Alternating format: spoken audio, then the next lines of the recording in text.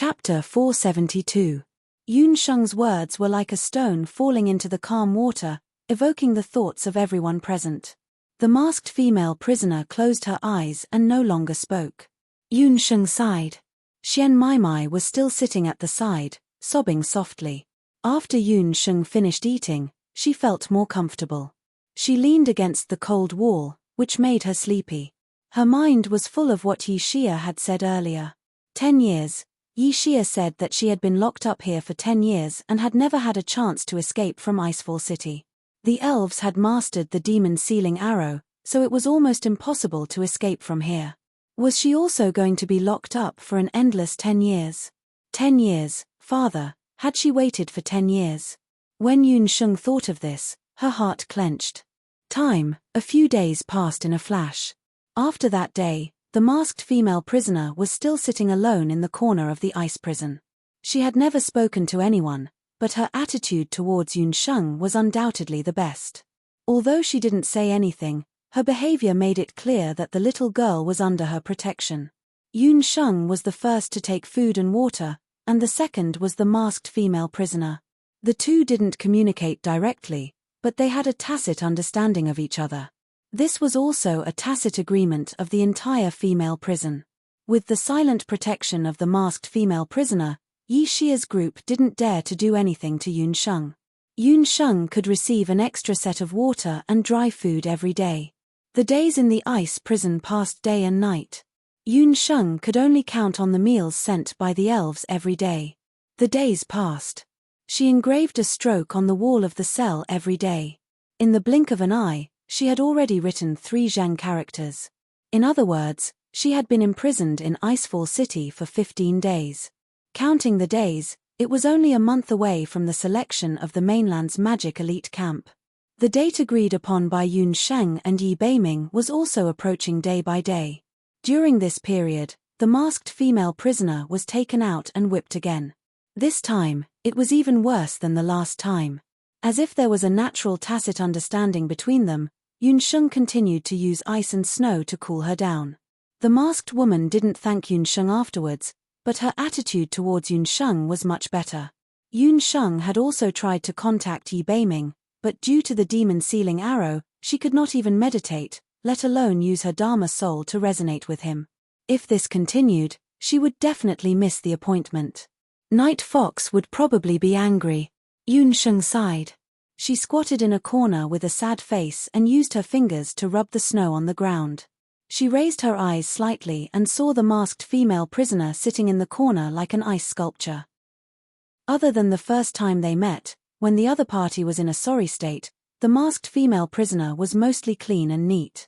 Yun Sheng also later found out why Yi Xia and the others forced the new prisoners to take off their clothes and boots. It turned out that they were all used to show filial respect to the masked female prisoner. The expensive magician's robe and boots that Xian Maimai had taken off earlier were now on the female prisoner. Xian Maimai was angry for a long time because of this. The masked female prisoner was combing her long hair with a small ice comb. She had the most beautiful long hair Yun Sheng had ever seen. The hair was very good, straight, smooth, and silver white. This made Yun Sheng think of a good fox fur coat. Every prisoner who came in would be searched thoroughly. That ice comb was obviously not brought in from outside by the masked female prisoner. Senior, Yun Sheng asked boldly, you know how to sculpt ice? The ice comb was very exquisite. At a glance, it was obvious that it was hand-polished. The patterns on it were also very delicate. It was hard to tell that the masked female prisoner's hands could do such delicate handiwork other than killing people. The masked female prisoner's hand paused, as if she was considering whether to answer or not. Finally, she spat out a word. Yes. Yun Sheng came closer. The masked female prisoner's body stiffened, but she still managed to resist the urge to throw Yun Sheng out. Yun Sheng had helped her treat her wounds twice. She had already let down her guard against Yun Sheng to a certain extent. Then can you teach me how to sculpt ice? Yun Sheng probed again. Yun Sheng wanted to sculpt a zither, an ice zither that would allow her to play the Di Hong song. Her beast language ring and magic scepter were all taken away. Her Dharma soul was also restrained. Under such circumstances, she thought of the Di Hong song. Earlier, Yi Beiming had said that Yun Sheng's Di Hong song could only be played with a suitable zither. Yun Sheng had never found a suitable zither. But today, when she saw the masked female prisoner's ice comb, she suddenly remembered that the ice and snow in the ice prison had accumulated for thousands of years. It was incomparably hard. If she could sculpt a 1,000-year-old ice zither, she would have a zither that she could use temporarily. The masked female prisoner actually agreed to Yun Sheng's suggestion. Although she did not directly agree, she nodded. The masked female prisoner's hands were indeed very skillful. Yun Sheng did as she said. She used the materials on the ground and chiseled a large piece of ice from the wall of the prison cell. She carefully polished the ice into an ice knife and began to sculpt the rough shape of the ice zither. The masked female prisoner still did not like to talk. She just watched from the side. If Yun Sheng did something wrong, she would correct her. The two of them, one guiding and the other sculpting, soon had a rough outline of the zither. At first, Xian Maimai was very disdainful of Yun Sheng's actions. But later, she understood Yun Sheng's intentions. The days in the ice prison slowly passed by in the long sculpting. Ice sculpting was a craft that tested a person's patience and perseverance. Yun Sheng also unconsciously forgot that she was in the ice prison while sculpting. Those people and things in due state were also temporarily forgotten by her. There was only one zither in her eyes. Now, her only thought was to sculpt the ice zither as soon as possible and play the Di Hong song as soon as possible. This way, she might be able to reverse the situation of her being trapped. What Yun Sheng did not know was that during the days when she lost contact, Yi Beiming had already gone crazy. Within a month, Yi Beiming had tried to resonate his thoughts nearly 100 times. After failing without exception, Yi Beiming could no longer hold back. He was like a male beast on the verge of collapse, looking for a female beast that was alone. I need to go to the immortal residence nation. Yi Beiming immediately found battle strength. Go to the immortal residence. Beiming, the examiner of the mainland's warriors' elite camp, is about to arrive at Yujing. This trip to the immortal residence will take at least a month. Battle Strength also knew that Yun Sheng had gone to the immortal residence nation. He also knew that there was no news of Yun Sheng now. Battle Strength and the Yun residence had a deep relationship. Yun Sheng was also important to Wushuan Limitless School and Battle Strength himself. But this did not mean that Battle Strength would agree to Yi Beiming going to the immortal residence. If it was any other country on the mainland, Battle Strength would definitely agree. After all, Yi Beiming's strength was there. But the immortal residence nation was different from other places on the mainland. The immortal residence nation was not like any other place on the mainland. The elves were mysterious since ancient times and had mastered many skills that humans did not know. Chapter 473. If it was any other country, Yi Beiming could make use of his special space-time magic to travel thousands of miles in a day. But the immortal residence country was very special. It was surrounded by special elven restrictions. Magic could not be used to enter the immortal residence country, and one had to pass through the snow forest sea. There, the magic of any human would be restricted. Only those who had been baptized by the elves could survive in the immortal residence country. Even Yi Beiming's strength would be greatly reduced in the immortal residence country. It was too dangerous for him to go alone. I haven't heard from the little wild cat in a long time. Yi Beiming recalled the various legends of the immortal Dew country. The most famous of them all was the immortal Dew's snow forest sea. It was rumored that no one who entered the snow forest sea had ever successfully left. Just as Yi Beiming and Zhon Li were in a deadlock, a warrior guarding the entrance of the martial arts hall delivered a message. Senior brother Yi, someone just delivered a message at the entrance of the martial arts hall. That person told me to tell you that if you want to know Elder Yun's whereabouts, you have to go to the Thousand Snow Pavilion in the city alone at midnight. He said that he has news of Elder Yun's whereabouts. That person also specifically said that you have to go alone. Otherwise, don't even think about getting any information. The warrior said. The person who delivered the message was wearing a bamboo hat. He was neither tall nor short. From his accent, It was hard to tell if he was male or female. Little wild cat's whereabouts? Yi Beiming could not help but become excited. Beiming, there's something wrong. Zhonli felt that there must be some conspiracy behind this. It's better to believe it than not. It's just a meeting. I've been to the Thousand Snow Pavilion a few times. Even if there was just a little bit of news about Yunsheng, he would not let it go. Zhonli could not help but shake his head. Once the matter involved Yunsheng, Yi Beiming's calmness completely disappeared. The word love was really misleading. He could only hope that Yi Beiming would be able to find out about Yunsheng's whereabouts tonight. Otherwise, Zhonli could not imagine what Yi Beiming would do. At night, Yi Beiming arrived at the Thousand Snow Pavilion around midnight, just as he had been told.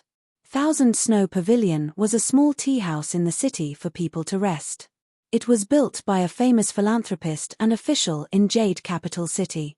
There was a row of stone tables and chairs set up inside for the passers-by to rest and recuperate. The pavilion was warm in winter and cool in summer. The surrounding scenery was beautiful, and there was a field of canna growing quite well. At this time, the fat green banana leaves and red canna were in full bloom, often attracting passers-by to stop and watch. At night, the tea house should have been empty. Yi Beiming strolled over, looking around cautiously. After making sure that no one was lying in ambush, he entered the Thousand Snow Pavilion. As soon as he entered the tea house, Yi Beiming saw a person lying on the stone table. Although he hadn't approached, Yi Beiming could smell a faint scent of blood in the air. Looking at the clothes, Yi Beiming felt a chill in his heart. He was just about to back away. Suddenly, the surrounding area was brightly lit. A group of fully armed Imperial guards rushed out. The one leading them was Chen Liana, whom he hadn't seen in a long time. However, tonight, Chen Liana's expression was clearly different from usual. Yi Beiming, you actually dared to poison the Crown Prince. Chen Liana's face was tear-stained. She held a letter in her hand, her eyes filled with accusation. It was a letter signed by Yi Beiming. The handwriting was also written by Yi Beiming. The letter said that Beiming King had invited the Crown Prince to the Thousand Snow Pavilion for a gathering at noon. Behind Chen Liana were dozens of Imperial guards. Each of them held a crossbow and surrounded the Thousand Snow Pavilion. Yi Beiming narrowed his eyes. His initial shock had already disappeared like a tide. He didn't even look at Chen Liana. He only glanced sideways at the dead Yi Beiming. He had been tricked. He knew that this was a trap, but because it involved the little wild cat, he had lost his composure. Yi Beiming didn't explain. He knew that tonight's trap was not set up by Chen Liana alone. The people behind her had already blocked off all his escape routes. Dozens of Imperial guards were nothing in Yi Beiming's eyes. Chen Liana was also not his match. However, he wouldn't run away. If he ran away, everyone related to him would be implicated. The Emperor of Ju State was never someone who cared about old friendships. Yi Beiming's silence was a confession in the eyes of the Imperial guards. They also didn't expect Beiming King to be so bold as to poison the Crown Prince. You have nothing to say. Yi Beiming, I didn't expect you to be so vicious. Men, take Beiming King back and put him in prison, Chen Liana said harshly. The Imperial guards swarmed forward and took Yi Beiming away. The tears on Chen Liana's face hadn't dried yet. Seeing Yi Beiming being taken away, she felt a tearing pain in her heart. Even when Yi Beiming was taken away, he didn't even look at her. In his heart, she couldn't even compare to a speck of dust. She muttered to herself, Yi Beiming, you're really smart all your life, but now you're stupid. You completely lose your cool when it comes to Yunsheng. You clearly know that this is a trap, but you still jumped into it. Why? Don't you remember at all? When we were young, we sneaked out of the palace for the first time and stopped outside to drink water at the Thousand Snow Pavilion. Chen Liana cried silently. Tonight's incident was ordered by the Dark Crown Prince, Dugu Xiu. Yi Beiming beat the Dark Crown Prince to the marriage agreement with Yunsheng. This matter made the proud and arrogant Dugu Xiu extremely angry. He had been looking for an opportunity to take revenge on Yi Beiming. This time, he ordered Chen Liana to frame Yi Beiming. Although Chen Liana was unwilling, She couldn't do anything when she thought of the Dark Crown Prince's threat. She purposely chose the Thousand Snow Pavilion to remind Yi Beiming of the past and to be vigilant. However, Yi Beiming didn't remember anything about the past and went straight to the appointment. You were the one who chose to give up on me. Wait until I enter the magic elite camp of the continent. I will definitely transform into someone even more dazzling than Yun Sheng. At that time, you will definitely regret the choice you made back then. Chen Liana's heart filled with sorrow turned into anger. She wiped her tears and walked to Yi Beilian's side, who was already dead. She glanced coldly at her ex-fiancé. Yi Beilian, if you didn't try to fight with me for the spot in the mainland's magic elite camp, I wouldn't have killed you so quickly. Mediocre is mediocre. Even if you were born in the imperial family, you are still mediocre. Chen Liana kicked the crown prince, Yi Beilian, to the ground. The crown prince's corpse was completely cold the next day before it was carried back by the palace guards. After the news of Yi Beiming poisoning the crown prince broke out, the news didn't immediately spread. The Ju State's emperor ordered people to block the news. When Empress Qi saw her son's corpse, she cried her heart out. She begged the Ju State's emperor several times, hoping that he could immediately execute Yi Beiming. However, this time, the Ju State's emperor didn't listen to Empress Qi's pillow talk like before. He dismissed Empress Qi and didn't immediately interrogate Yi Beiming. It was as if he had forgotten that the crown prince was poisoned to death. No one knew what the Ju State's emperor was thinking. Yi Beiming was only imprisoned in the prison. Zhon Li, Cheng Bai, and the others also tried to mediate, but they were all rejected. The guards in the prison were all replaced by the Marquis of Jiayuan's subordinates. They had no chance at all. Chapter 474. On the other side, in Icefall City, there was a different scene. Yun Sheng's ice zither, after nearly half a month of meticulous carving, had finally been made into a zither embryo. The moment she saw the zither embryo, even the masked female prisoner couldn't help but raise her eyebrows. This zither was sparkling and translucent, having been carved out of a complete piece of thousand-year-old ice. It looked like a reclining ice sculpture of a beauty. From head to toe, there wasn't a single spot that wasn't beautiful and delicate. She didn't expect that Yun Sheng's technique would be so good on her first attempt at ice sculpting. Ice sculpting wasn't a quick skill. During this period of time, the masked female prisoner also noticed that Yun Sheng's attention and imitating ability were the best among all the people she had seen. If this kind of temperament appeared in an old man or a middle-aged man who had experienced the world, it wouldn't be strange. But if Yun Sheng was at her age, it was very strange. The masked female prisoner was really puzzled. What kind of experience could make a young girl develop such a calm habit? Yun Sheng didn't know that the masked female prisoner was gradually becoming curious about her. Because she had trillium hands and Shengnong pupil, she was observant and remembered all the masked female prisoner's carving tips in her heart. After careful carving, it finally became a good zither. The thousand-year-old ice zither was purely handmade, without a trace of flaw. The entire body of the zither was carved out of ice. Although it wasn't jade, it was countless times better than jade. If Yun Sheng wasn't in prison and didn't have any distractions, she wouldn't have been able to carve such a good zither in one go. She also knew in her heart that even if she could do it again, she wouldn't be able to carve an identical zither. The moment the zither was carved out, even someone like Xian Maimai, who was born in Grand Emperor City and had seen all kinds of first-class musical instruments, couldn't help but be envious. What's the use of having a zither embryo? The most important part of a zither is the strings. Don't tell me you can carve the strings out of ice. Xian Maimai said sarcastically. After she understood the purpose of Yun Sheng carving the guqin, she had secretly learned from her. However, Xian Maimai wasn't Yun Sheng. She was an impetuous person and only wanted to speed things up. After carving for a few days, she gave up and wasted a lot of good ice materials. She could only be envious of Yun Sheng's guqin.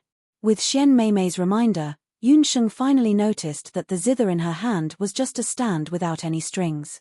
The zither strings on the continent were mostly made from the tendons or hides of various magical beasts. However, Yun Sheng was now trapped in a place like the ice prison. Where could she find the zither strings? The Millennium Ice Zither had a zither but no strings. Without strings, how could she play it? Ice could not be carved into elastic zither strings. How could she play the Di Hong song without the strings? Yun Sheng was a little discouraged. Her dejected look fell into the eyes of the masked female prisoner. The masked female prisoner thoughtfully glanced at the skeleton of the ice zither. Although there were no strings, Yun Sheng still cherished this newly carved 1,000-year-old ice zither very much. She carefully carved a few karmic fire lotus patterns on the body of the zither. The whole zither also became more beautiful. The next morning, Yun Sheng woke up after a nap. She suddenly noticed that there were a few more silver strings on her zither. This is... Yun Sheng was astonished. She touched the zither strings. When her hand touched the zither strings were full of elasticity. The luster was light silver, as if it was draped in the moonlight. She looked at the masked female prisoner in disbelief. Those few silver strings were actually the silver hair of the masked female prisoner. From the moment Yun Sheng entered this ice prison, Yun Sheng noticed that the masked female prisoner liked her long hair very much. She would usually use clean snow to wipe her hair. Last time, Shen Maimai only looked at her hair a few more times and she was ruthlessly slapped in the face. But, she cut off her own hair and used it to make zither strings. Thinking about it, the masked female prisoner took advantage of the time when she was asleep last night to make zither strings for her without telling her. Yun Sheng's nose turned sour. After coming to the boundless land, there were indeed many people who cared about her. But this unfamiliar care came from a stranger. "Thank you," Yun Sheng said softly. Her lips had an additional smile that came from the bottom of her heart. 2 deep dimples appeared on her face. A pair of black eyes that could speak were filled with joy. This was the first time the masked female prisoner saw a sincere smile on Yun Sheng's face.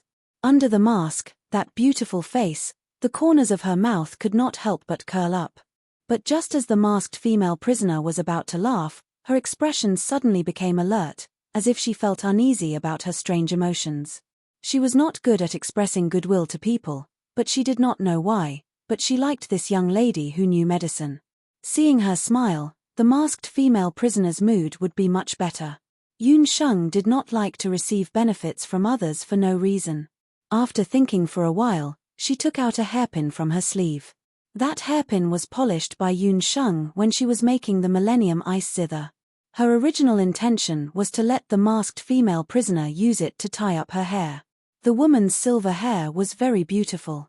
If she used such a sparkling and translucent hairpin, it would definitely be very suitable. The masked female prisoner hesitated for a moment. Then, with a swift hand gesture, she snatched the hairpin away. After receiving the hairpin, she did not wear it. She only rubbed it in her hand and did not allow others to see it. She was afraid that those people would snatch it away. Although she could not see the expression under the mask, Yun Sheng saw a trace of joy in the masked female prisoner's eyes. That trace of joy made the warmth in Yun Sheng's heart thicker. Because of this incident, the relationship between Yun Sheng and the masked female prisoner became more harmonious. The two of them still did not speak much, but their private interactions revealed a sense of harmony that they had never felt before. This sense of harmony made the other female prisoners in the ice prison very apprehensive. The masked female prisoner's hair was unexpectedly suitable for making zither strings. Not only was the quality of her hair good, but it was also very flexible. Yun Sheng tried it and found that the tone was very beautiful. It was also the first time that Yun Sheng found out that human hair was actually so suitable for making zither strings. With the zither strings, Yun Sheng began to practice playing the Di Hong song according to her plan. In the next few days, the mellow sound of the zither could be heard from time to time in the cold ice prison. The moment she heard the sound of the zither, the masked female prisoner leaned against the cold wall and closed her eyes.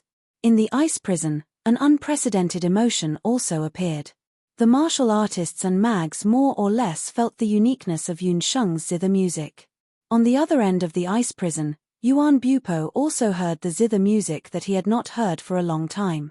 The moment he heard the zither music, Yuan Bupo, who had been worried about Yun Sheng's safety for the past month, jumped excitedly.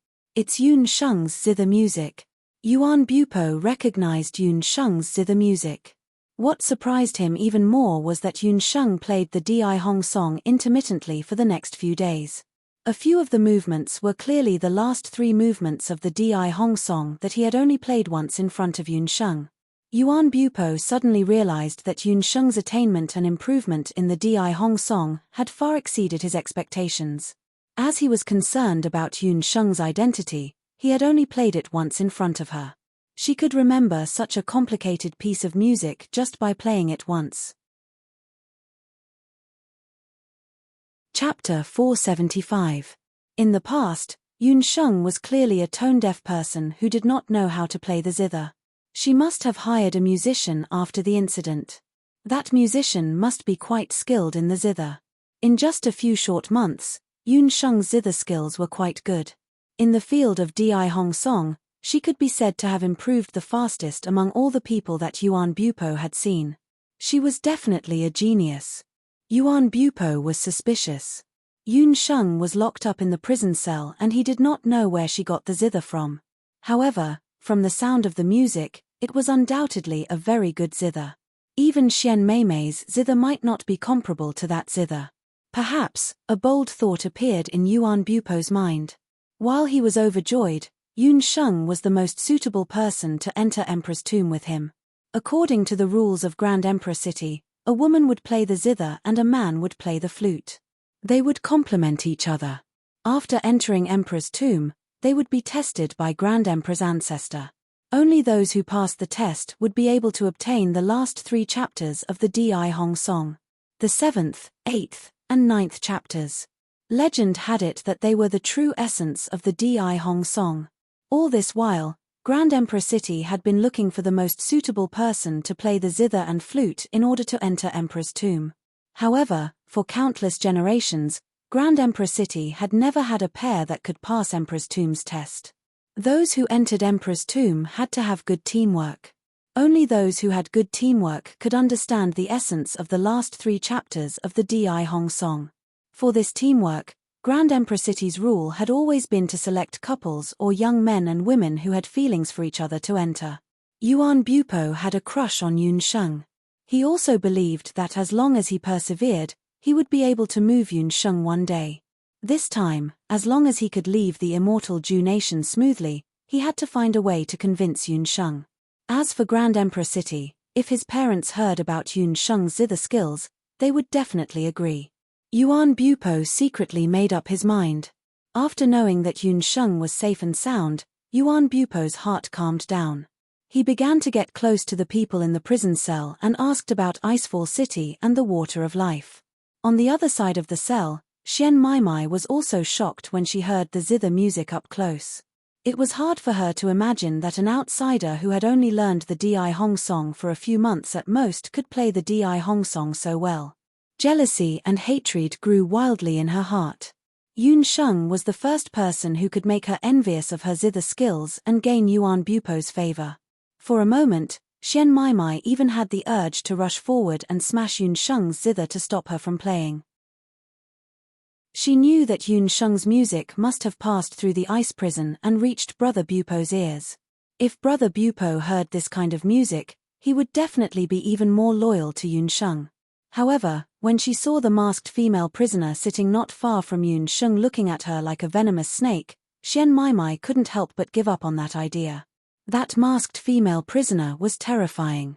Xian Meimei didn't know how strong she was, but she had never been so afraid even when facing her own father. At the same time, Yun Sheng's zither music shocked everyone in the cell.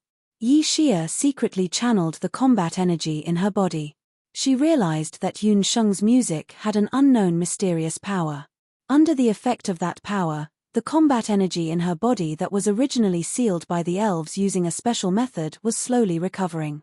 Although the recovery speed was very slow, the music was like an endless spring rain day by day. The combat energy and magic elements in her body were like a rising stream, recovering bit by bit. If this continued, a crazy idea appeared in Yi Xia's mind. Perhaps, they had hope of escaping the ice prison. Similar thoughts were born in the hearts of every prisoner in the ice prison, just like a drug addiction. Once the idea popped up, It was deeply rooted and couldn't be removed. Everyone's situation was similar. After being hit by the demon's sealing arrow, their combat energy and magic power loosened and began to show signs of recovery. The elves also heard the music. They checked and found that it was a little girl playing an ice harp that they carved themselves. They didn't take it to heart and allowed Yun Sheng to play the ice harp. Ever since Yun Sheng played the Di Hong song, there were more and more people in the ice prison who couldn't sleep every night. They were all silently waiting for that moment, the moment of eruption, to arrive. In the depths of the immortal Ju nation, there was a huge tree that towered into the clouds. The tree was so tall that at a glance, one couldn't see the top of the tree. On top of the mushroom cloud-like treetops, there was a breathtaking elven palace. The elves were originally the race with the most outstanding craftsmanship in the boundless continent. The royal families and rich people on the continent wanted to spend a lot of money just to hire an elven craftsman. Unfortunately, the elves didn't like to deal with humans. They weren't interested in human gold coins. Therefore, a miracle like the Elven Palace could only be seen in the immortal Ju nation. The Elven Palace was the painstaking work of countless generations of outstanding elven craftsmen. Every cornerstone here was made of the finest white marble. The White Palace had lofts of various sizes with arched roofs. The doors were also made of refined white gold. The walls were inlaid with luminous pearls that would never dim. Under the moonlight, it would be covered with a layer of light purple that was like a veil. It was so dreamy that it didn't seem to belong to the human world. In one of the palace rooms of the Elven royal court, a handsome man sat amidst piles of files. The man had blonde hair and blue eyes. His long hair was casually draped behind his back. He pinched the space between his eyebrows from time to time as he looked at a pile of memorials from various elven tribes. So boring. Divine Wind couldn't remember how many times he had sighed. He threw the memorials to the side. How many books was this already? Divine Wind was depressed. Ever since he returned to the immortal Ju nation, the Elven Queen, Divine Wind's mother, had thrown all kinds of affairs to him. The people of the boundless continent knew that the immortal Ju nation was ruled by the Elven Queen. But in reality, the immortal Ju nation only began to implement the unified rule of the Elven court in the last 1,000 years. More than 1,000 years ago, there were 4 Elven queens of fire, water, wind, and earth in the immortal abode nation. Each of them had a different ability to control magic. At that time, the immortal abode nation was at its most prosperous. But at some point, the 3 Elven queens of fire, water, and earth fell one after another. The ancestor of Divine Wind, the Wind Elven Queen, became the only remaining Elven Queen. In the generation of the Divine Wind's mother, she became the only queen of the immortal Ju nation. The other major tribes were ruled by the Elven patriarchs. The Divine Wind's mother, the Wind Elven Queen, had inherited the Elven throne for nearly 500 years. In the past 500 years, the immortal Ju nation had been stable and prosperous. Divine Wind was the only son of the Wind Elven Queen. This was somewhat different from the other Elven tribes, which had many descendants. This was because the Divine Wind's mother only had one husband, while the Elven race practiced polygamy. Divine Wind was not only the only son of the Wind Elven Queen, but he was also a half-elf hybrid. Chapter 476. Divine Wind's father was a mixed-blood elf court musician. His bloodline wasn't high, but not long after Divine Wind's mother gave birth to Divine Wind, her husband died in an accident. And that accident happened to be caused by the invasion of the human race. Since then, the Elf Queen closed the Snow Forest Sea and prohibited outsiders from entering. She also hated the human race very much. Anyone who invaded the Snow Forest Sea would be thrown into Icefall City. As the only son of the Elf Queen, Divine Wind grew up in that kind of environment. Because of his human bloodline, when Divine Wind was young, he heard his father talk about the life of the human race in the outside world. After his father died, no one dared to talk about the outside world in front of him. Divine Wind had always had a longing and curiosity for the outside world. Although from the moment he was born, he was destined to inherit the elf throne and become the next elf king. But just like his name, Divine Wind's temperament was naturally erratic, like the most erratic wind in the snow forest sea. He didn't want to face mountains of memorials all day long, nor did he want to face the balance between the different races in the immortal residence country. He also didn't want to accept the elf throne, which made the elf queen very distressed. Divine Wind missed Yunsheng very much after parting ways with her at Dowie Mountain. But because the elf queen summoned him, he had to return to the immortal residence. He came back, but his heart was lost. I really want to sneak out of the immortal residence and go to Jew State. How long has it been since I last saw little Lowly? 721 days plus 2.5 hours. Divine Wind picked up a brush and wrote a number on the thickest memorial. He missed little Lowly very much. In the past 2 years, he always wanted to find a chance to sneak out, but unfortunately, the Elf Queen kept a close eye on him. Sigh, if this goes on, the Elf Queen will definitely make me the Crown Prince. After I become the Crown Prince, I won't have so much free time to sneak out to see little Sheng. Little Sheng has gotten fat in the past 2 years. Taller. I really miss her. Divine Wind's face was full of worry. There was a slight sound, but Divine Wind didn't turn around. He seemed to inadvertently flick his finger and a gust of wind rolled towards the source of the sound. As the wind came and went, it formed a palm-sized magic cage with a little fellow inside. Divine Wind's handsome face moved closer to take a look. The source of the sound was a moth-sized demon spirit butterfly. Little guy, why did you come to the king tree? If the cleaning lady saw you, she would slap you flat. Divine Wind played with the wind cage in her hand. The Kai Mai spirit butterfly kept bumping into the cage. It looked like it wanted to rush out and tell Divine Wind something. Normally, this kind of spirit butterfly would not be able to fly up the Elven King tree. For this Kai Mai spirit butterfly to be able to fly up here, it must have gone through a lot of hardships.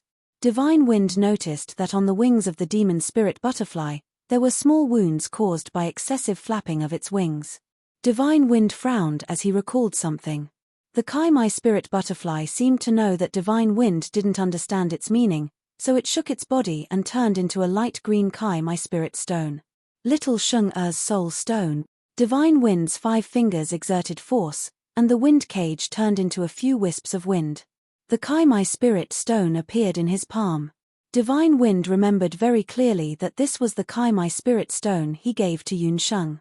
Under normal circumstances, Xiao Ari would not separate the spirit stone from the magic scepter, but the Kai Mai spirit stone was different. The Kai Mai spirit stone that Divine Wind gave her was a little special. It was a wind Kai Mai spirit stone that could transform into a spirit butterfly. Divine Wind's original intention was to use this spirit stone when he wanted to find Yunsheng in the future. He didn't expect that it would come in handy today. Why would Yunsheng come to the immortal residence for no reason? Moreover, looking at the situation of the Kai Mai spirit butterfly, it was very likely that Yunsheng was in deep danger. There was only one way for outsiders to enter the immortal residence country, and the first stop was the snow forest sea. If they were caught, they would definitely be imprisoned in Icefall City. Divine Wind immediately had the court's female officer send over the list of prisoners in Icefall City. Every prisoner's name and country of origin would be recorded and updated in real time. Divine Wind read 10 lines at a glance, his mouth muttering Yunsheng's name. He had already inquired about it. Yang Yun was only Yunsheng's pseudonym. Her real identity was a descendant of the Jew State's Yun residents. Divine Wind wanted to see Yunsheng's name, but at the same time, he was afraid of finding Yunsheng's name. If she was imprisoned in Icefall City, it would not be easy to rescue her. Yunsheng, Jew State citizen, imprisoned in the women's ice prison for attempting to steal the water of life. Divine Wind's hand paused when he saw Yunsheng's name. Just a few lines below Yunsheng's name, there was another name, but Divine Wind didn't pay attention to that name. Little Lowly came to the immortal Keeper Nation to look for the water of life. Divine Wind wanted to immediately go to Icefall City, but he still had a layer of concern in his heart. Icefall City's status in the immortal Keeper Nation was very special. The prisoners inside would only be pardoned during the Queen's coronation or the 100th birthday. On ordinary days, the prisoners of Icefall City would never be released. Even if he was the Divine Wind King in the immortal Keeper Nation, he couldn't break this rule. Divine Wind pondered. In a few days, it will be the 497th birthday of the Queen Mother.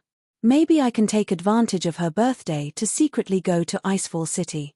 The Elven Queen's birthday was a national celebration. The elves, according to tradition, would fast and bathe on that day. The guards of Icefall City would be no exception. If Divine Wind sneaked into Icefall City at that time and released a female prisoner, it wouldn't attract much attention. Divine Wind decided to secretly bring a bottle of water of life to Yunsheng on the day of the Queen's birthday after the birthday celebration. Yunsheng didn't care too much about the disappearance of the demon spirit butterfly. After all, her magic scepter had been confiscated. With the Millennium Ice Zither, Yunsheng's days in the ice prison were a little better. At least, each day didn't feel like a year. The Di Hong song was worthy of being called an ancient war song. Its effect was very significant. Yunsheng's magic soul, which had been suppressed by the elves, was gradually recovering. Although it still couldn't reach the state before she was locked in the ice prison, it had at least 50 to 60% of its usual magic power. She also gradually resumed her meditation. But to Yunsheng's disappointment, every time she tried to contact the Night Fox, her thoughts would be interrupted. It seemed that there was a mysterious power in the Elven Kingdom that prevented her from contacting the outside world. Under the influence of the Di Hong song and her constant meditation, Yunsheng waited for her opportunity to escape. On this day, as usual, Yunsheng received food and water in advance. Why is today's food and water a little different? As usual, Yunsheng took 2 sets of water and food. She found that today's food and water were a little different. Chapter 477. For more than a month, most of the food given by the elves was dry and hard steamed buns and water melted from snow. But today, there were some fruits, and the water was replaced with fruit wine that tasted good. Their elf queen's birthday is celebrated for 3 days in a row. It's the same every year at this time. Yi Xia could be considered a 10-year veteran, so she was very familiar with some of the daily activities of the elves. While speaking, the masked female prisoner had already taken her food and wine. Yi Xia also took her food and wine. She also enjoyed a big mouthful of elven fruit wine. The elves were the first race to learn the art of brewing in recorded history, so their fruit wine tasted very good even if it was for prisoners. What are the activities for the Queen's birthday? Yunsheng asked very casually. The food will be more sumptuous. On the day of the Queen's birthday, the elves have to bathe and pray. During that time, there are almost no people in the ice prison. When Yi Xia said this, she looked at Yunsheng thoughtfully. However, Yunsheng just smiled and didn't take it a step further. Boring. Yi Xia thought she would do something. Seeing that Yunsheng was indifferent, she could not help but feel a little discouraged. During this time, Yi Xia's Do Qi had also recovered. She also secretly asked a few of her companions, and their situation was similar. Yunsheng's situation should be similar. She even began to meditate these days, and the time she spent meditating was much longer than the other mags.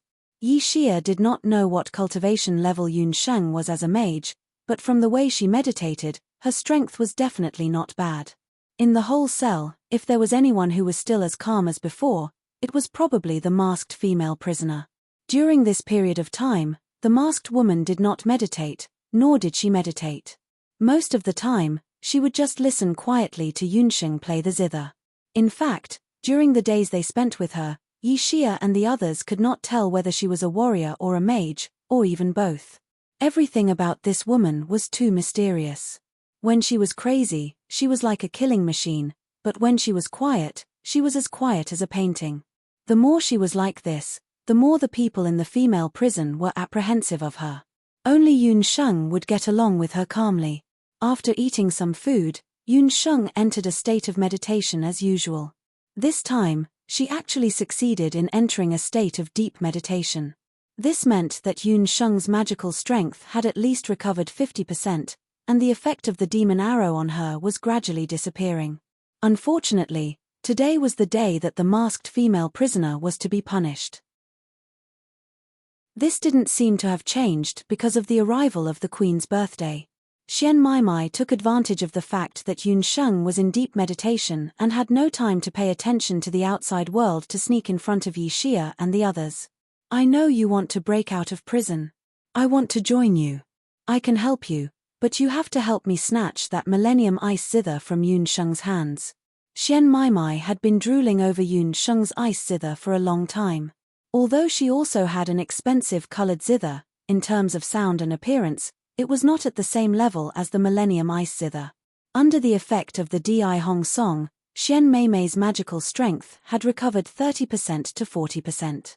She believed that as long as she snatched Yun Sheng's zither, she would definitely be able to escape from Icefall City. Moreover, if the Di Hong Song was played with the Millennium Ice Zither, it would definitely have unexpected effects. Perhaps with that zither, she would be able to enter the Empress tomb with Brother Bupo in the future. Why should I believe you? You're with her. Yi Xia saw Xian Maimai and snorted disdainfully. She didn't like Yun Sheng, but she didn't have a good impression of Xian Maimai either. Together. I can't wait for her to die. I have nothing to do with her. If you promise me, after leaving the immortal Ju Nation, my father will definitely reward you handsomely. I am the daughter of the Grand Emperor City's city lord. Xian Maimai revealed her identity. The daughter of the Grand Emperor City's city lord? Although most of the female prisoners present had been locked in prison for many years, and some had even been locked up for as long as 10 years, they had all heard of the Grand Emperor City's prestige. They didn't expect Xian Maimai to be the Grand Emperor City's young miss. If it was in the past, even if these prisoners saw the Grand Emperor City's city lord, they wouldn't have anything to say.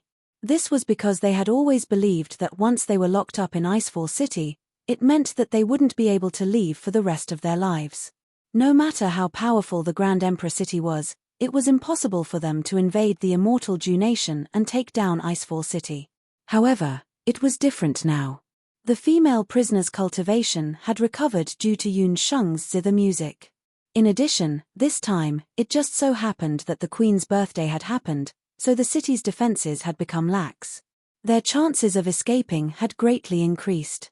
If there was another group prison break at this time, as long as they waited for the elven guards to deliver food the next day, they would still have a chance to escape if everyone swarmed together. Yi Xia didn't immediately believe Xian Meimei's words. She had a certain level of intelligence to be able to become the boss of the female prison. She had offended Xian Maimai before and could also see that this woman had a mean appearance and wasn't a kind person. Who said I'm going to leave? I've committed many murders. Even if I leave, it won't be any better than in Icefall City. There's no place for me on the continent. Although 10 years had passed, Yi Xia's enemies from back then might not let her go. What's so difficult about that? Other places won't tolerate you. As long as you help me snatch the zither, I guarantee that the Grand Emperor City will take you in. I can tell my father that you're my savior. When the time comes, you'll be a member of the Grand Emperor City. What enemies would you be afraid of? Xian Maimai coaxed. Xian Maimai thought to herself, this damned thieving woman has some brains. Do you really think I'll treat you well? Wait until I escape from Icefall City, then see how I'll deal with you. I'll make you my servant for the rest of your life and enslave and torture you. Yi Xia was a bit tempted when she heard this. She looked warily at Yun Sheng, who was still meditating, and the 1,000-year-old ice zither beside her. Yi Xia's biggest taboo was the masked female prisoner with Yun Sheng. Although the masked female prisoner was cold to everyone, it was undeniable that she was very special to Yun Sheng. If the two of them joined forces, she didn't have much of a chance of winning. What are you still hesitating for? Tomorrow must be the best chance to escape. Yun Sheng's Di Hong Song was secretly learned from our Grand Emperor City. She's only learned it for a few days, so she can't compare to me at all. There's also that masked female prisoner. She was whipped again today and will definitely be seriously injured when she returns. This is a once-in-a-lifetime opportunity. Xian Maimai didn't want to wait for the next queen's birthday. Chapter 478. Xian Maimai didn't want to stay in this cold place for a moment longer. While they were talking, the door of the cell opened. The masked female prisoner had finished her punishment and was thrown in like a broken sack. She fell to the ground with a dull thud. It was the Elven Queen's birthday, so her punishment was much lighter than before. She could even struggle to sit in a corner and close her eyes to rest. Because her injuries weren't serious, the masked female prisoner didn't wake Yun Sheng up this time. When Xian Maimai, Yi Xia, and the others saw her, they immediately fell silent. The masked female prisoner didn't have any reaction. She always disdained to pay attention to the actions of others in the cell and didn't care what Yi Xia and the others were discussing. After another half a day, Yun Sheng woke up from her deep meditation state. She felt that the magic power in her body had recovered by a lot. It was at least 60% of her usual magic power. She looked around and didn't find anything strange. The masked female prisoner had returned and was sitting cross-legged on the side with an expressionless face. "Senior, you were tortured again." Yun Sheng walked up and looked behind her. She found that the punishment this time was much lighter than a few days ago. While pretending to check her wounds, Yun Sheng lowered her voice and said in a mosquito-like voice, "Senior, I want to break out of prison. Afternoon is the best time to break out of prison. If you want, we can escape together." The masked female prisoner didn't say a word as if she didn't hear her. She neither objected nor agreed. Yun Sheng couldn't help but feel a little disappointed. She and the masked female prisoner didn't know each other for long, but they got along very well. Yun Sheng and the masked female prisoner didn't know each other for long, but the two of them had cultivated a very special tacit understanding. The masked female prisoner looked lonely and didn't know which country she was from. Yun Sheng thought that if she could successfully break out of prison this time, she might be able to persuade her to return to Jew state with her. However, the masked female prisoner didn't seem to have any intention of leaving. While they were talking, the door of the cell opened and two elves came to deliver food. In the cell, Yi Xia and the others, as well as Yun Sheng, were all sitting in a corner, pretending that nothing had happened. Yun Sheng used her hand to gently stroke her 1,000-year-old ice zither, while Yi Xia gave several female prisoners a meaningful glance. Today was the birthday of the Elf Queen, so the food delivered by the elves was more abundant than usual. The moment the two elves bent down, Yun Sheng and Yi Xia moved at the same time. Yi Xia was surprised by Yun Sheng's skill. She couldn't tell what skill Yun Sheng was using. She only saw a green shadow flash by. A strange gust of wind blew past their ears. When they realized that something was wrong with the prisoners, the elves hurriedly tried to pull out their elven bows. However, it was already too late. Yi Xia used Black Tiger Steel's heart and punched the elf's chest. The sound of bones cracking could be heard. At the same time, several female prisoners rushed forward and covered the elf's mouth and nose. Compared to Yi Xia and the others, Yun Sheng's killing was much faster and more convenient. A sharp icicle suddenly appeared in her hand. The icicle pierced the elf's Achilles heel. The elf swallowed his last breath and fainted. Whether it was elves or humans, even if their bloodlines were different, the acupoints on their bodies were the same. Yi Xia's expression became serious when she saw Yun Sheng easily knocked out an elf without making a sound. In the cell, there was dead silence. In the next second, almost at the same time, Xian Maimai was the first to dash out of the cell, followed by Yi Xia and the others. The other prisoners hesitated for a while before they followed suit and dashed out of the ice prison one after another. At the same time, on the other side of the cell.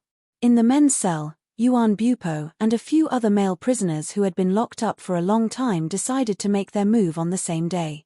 The advantage of the Di Hong Song allowed the mags and warriors whose combat energy and magic power were restricted to recover some of their abilities.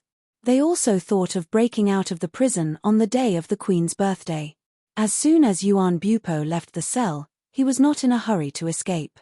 He dashed to the other side of the ice prison like an arrow, trying to find Yun Sheng and the others.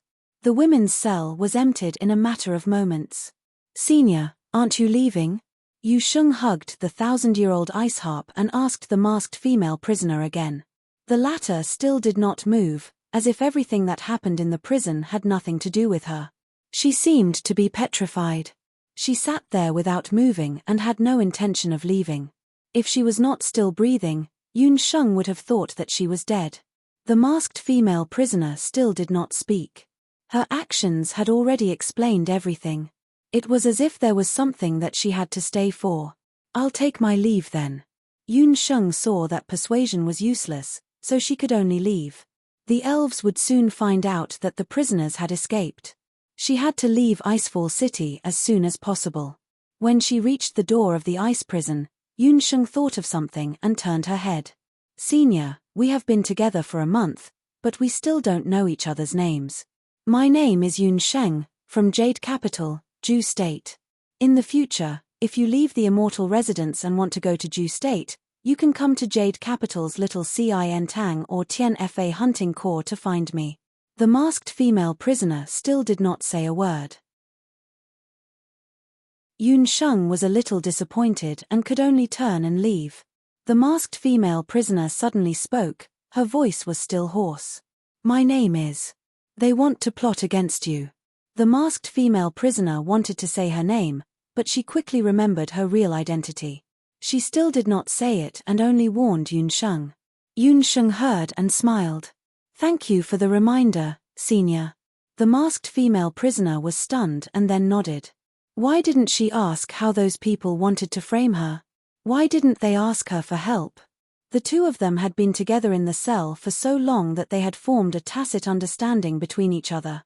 "Senior, don't worry. They can't do anything to me. We will meet again if fate wills it." Yun Sheng smiled for the last time.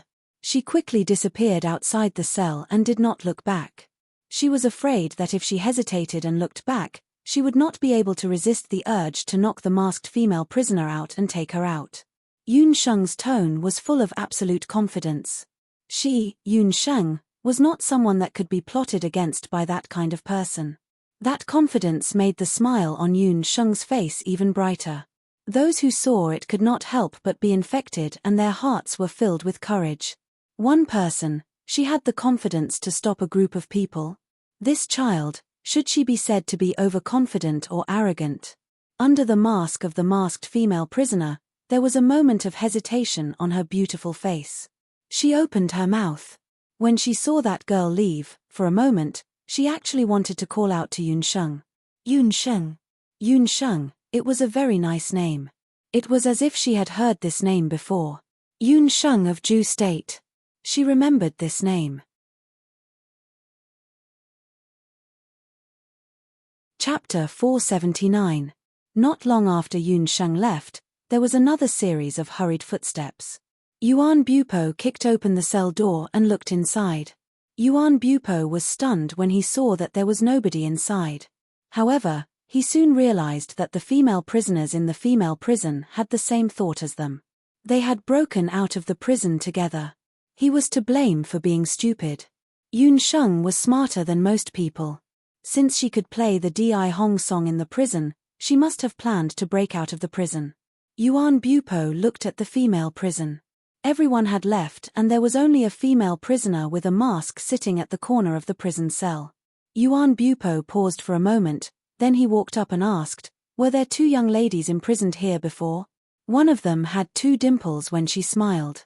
"Senior, do you know where she went?" The masked female prisoner did not say a word. This female prisoner was very strange. Yuan Bupo did not even dare to get close to her as he felt an inexplicable sense of danger when he was too close to this woman. "Weirdo," Yuan Bupo mumbled. He did not stay any longer and rushed out to look for Yun Sheng and the rest. When Yun Sheng left the female prison, she wanted to return to the male prison to look for Yuan Bupo.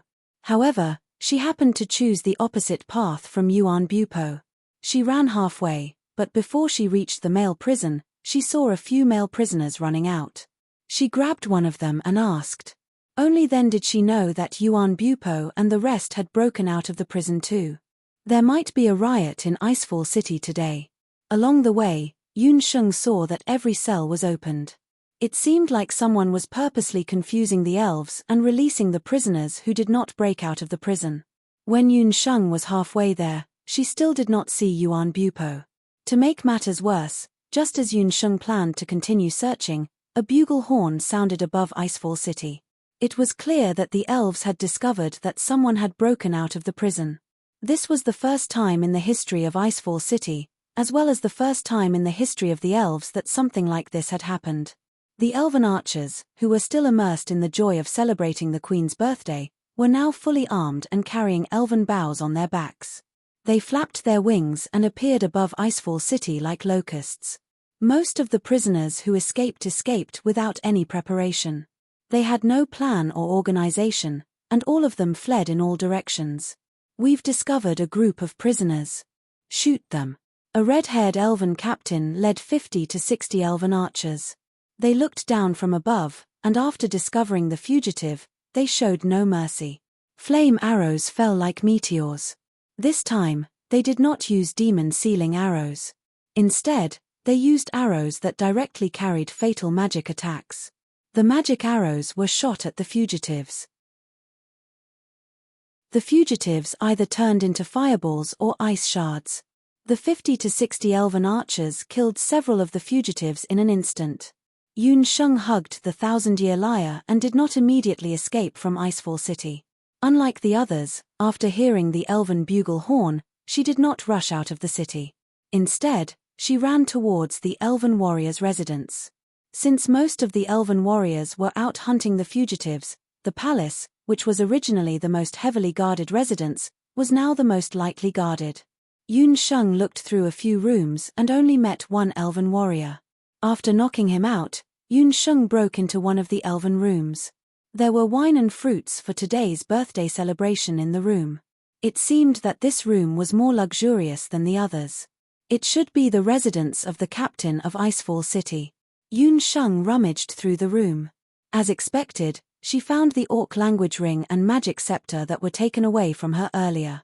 After putting away the ring and scepter, Yun Sheng took out a defensive map of Icefall City from her room. Only then was she fully prepared for her escape. After opening the defensive map and seeing her current location, Yun Sheng quickly determined that she was at the northwest corner of Icefall City. It was an empty spot. She could break through there and leave Icefall City smoothly. Yun Sheng put away the defensive map. Just as she was about to walk out of the room, a few people rushed in. Leading them were the complacent Xian Maimai and Yi Xia, as well as a few warriors and mags. It turned out that Xian Maimai asked Yi Xia to find Yuan Bupo, but the prison that held the male prisoners was empty. When Xian Maimai was looking for Yuan Bupo, she saw Yun Sheng and followed her quietly with Yi Xia. Hand over the defensive map. Yi Xia was very experienced in escaping. She knew that if she wanted to escape from Icefall City, she must have the defensive map in her hands. Otherwise, they would be killed by the elves sooner or later. Why are you talking to her? Just kill her and snatch it. Xian Maimai wanted to kill Yun Sheng immediately. As long as Yun Sheng died, Brother Bupo would give up on her. If you want to kill me, we'll have to see if you have the ability to do so. Yun Sheng took out her magic scepter and chanted an incantation. Suddenly, a pair of wings sprouted from her back. She cleverly used an earthmeld spell to avoid Yi Xia, Xian Maimai, and the others, and escaped from the room. The situation in Icefall City was urgent. Yun Sheng did not want to be entangled with Xian Maimai and the others. In an instant, she had completed the body fusion technique with puffed egg. What are you waiting for? Chase after her and kill her. Xian Maimai was anxious. They all had weapons in their hands. Along the way, they killed a few elves and snatched them from them. The magicians immediately chanted and Yi Xia no longer hesitated. If she succeeded in breaking out of prison, she would be able to see the sky and have a slight chance of survival. However, if she failed, the enraged elves would definitely retaliate crazily. The combat energy in her body suddenly surged and a pair of combat energy wings appeared on her back. It turned out that Yi Xia had actually made a breakthrough in her combat energy during the 10 years she was imprisoned. Under the influence of the Di Hong Song, she had actually begun to comprehend the flight of combat energy. Yi Xia leaped into the air, and several magic attacks followed closely behind him, chasing after Yun Sheng relentlessly. The magicians also separately cast their magic attacks. Wind blades, water arrows, and fireballs all attacked Yun Sheng at the same time. Seeing this, Yun Sheng waved her magic scepter. Bang, bang, bang. It was as if countless bullets had been fired from the ground. Dozens of thorns rose from the ground. The thorns were ferocious and ruthless, and they were mixed with a dark energy. They were clearly the dark thorns that Yun Sheng had modified. The magicians were not prepared and were pierced through the soles of their feet. Blood immediately gushed out and they fell to the ground, dead. Dark magic was so domineering. It was fine if it was not used, but if it was used, it would definitely cause damage. Yun Sheng never showed mercy to her enemies. She released several dark thorns in one go, and the originally flat ground cracked apart as if it had been hit by a magnitude 6 earthquake.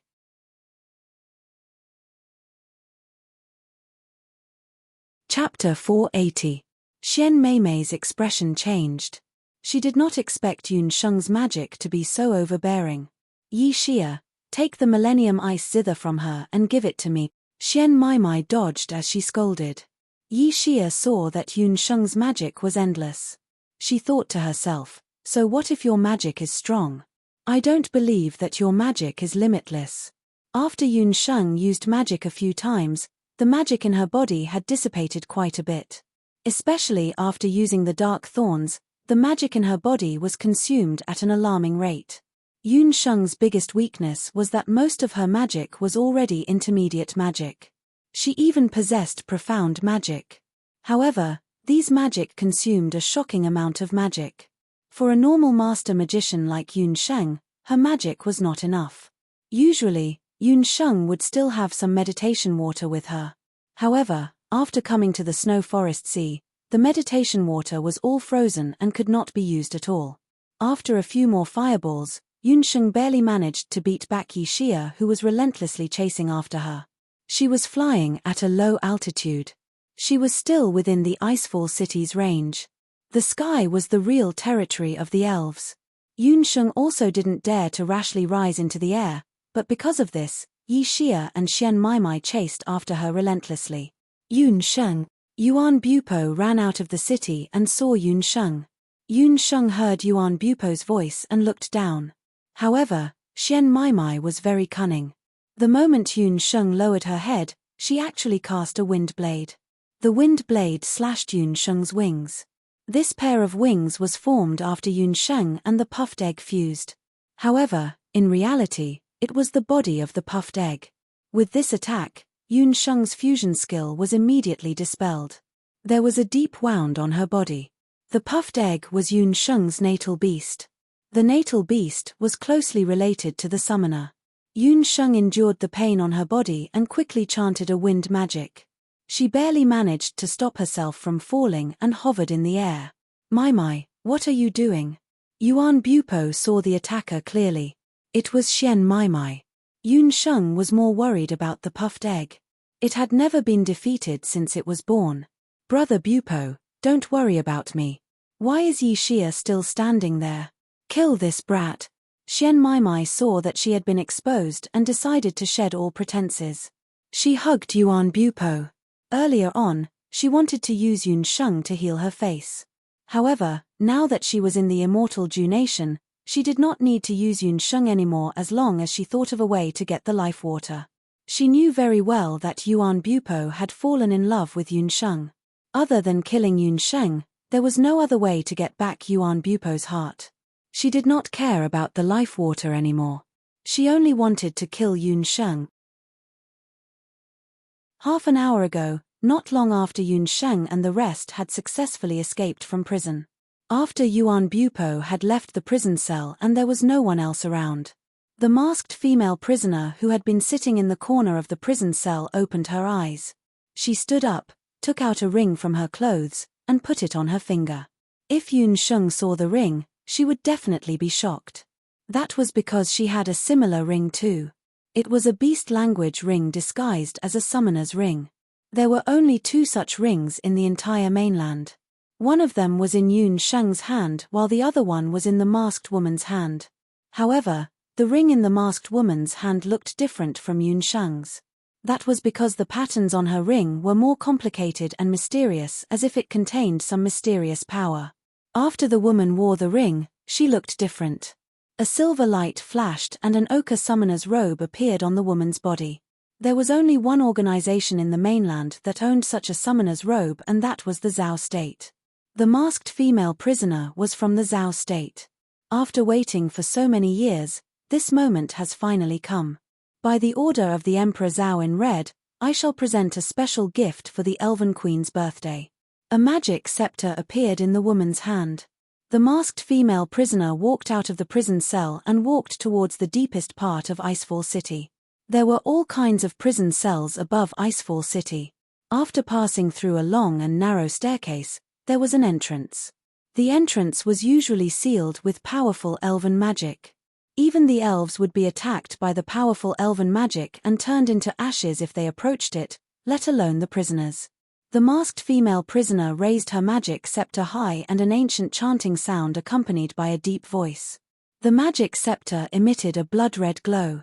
Bam! The masked female prisoner slammed her magic scepter down heavily. The magic circle was like a beast that was awakened. Countless magic radiances shot out in all directions and brushed past the masked female prisoner. The magic radiances were like countless elven arrows and scratched the masked female prisoner's clothes. However, she did not let go of her grip, and the magic scepter brushed against the magic circle. The magic circle was broken and the scenery around her disappeared. The path under her feet turned into a huge and vast lake. Who would have thought that at the bottom of Icefall City, there was actually a frozen lake? The entire prison cell of Icefall City was built on the ice lake. The magic scepter was pulled out and a cold hole appeared in the lake.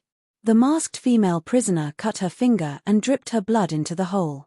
The originally silent hole began to shake violently, as if something was about to break out of the ice. In my name, I summon the three-winged flying dragon that has been sleeping for hundreds of years. Awaken, evil beast of the ice lake. The masked female prisoner's chanting became faster and faster. A bloody shadow shot into the sky like a cannonball. The masked female prisoner's figure flashed and rushed into the sky together with the red shadow. At this time, Yun Sheng and the others were in a stalemate with Xian Maimai. The elven warriors in the sky had already discovered them. The elves flew towards Yun Sheng and Xian Maimai. They were about to be surrounded and turned into a hornet's nest. Suddenly, the entire bottom of Icefall City shook violently and a terrifying beast's roar came from underground.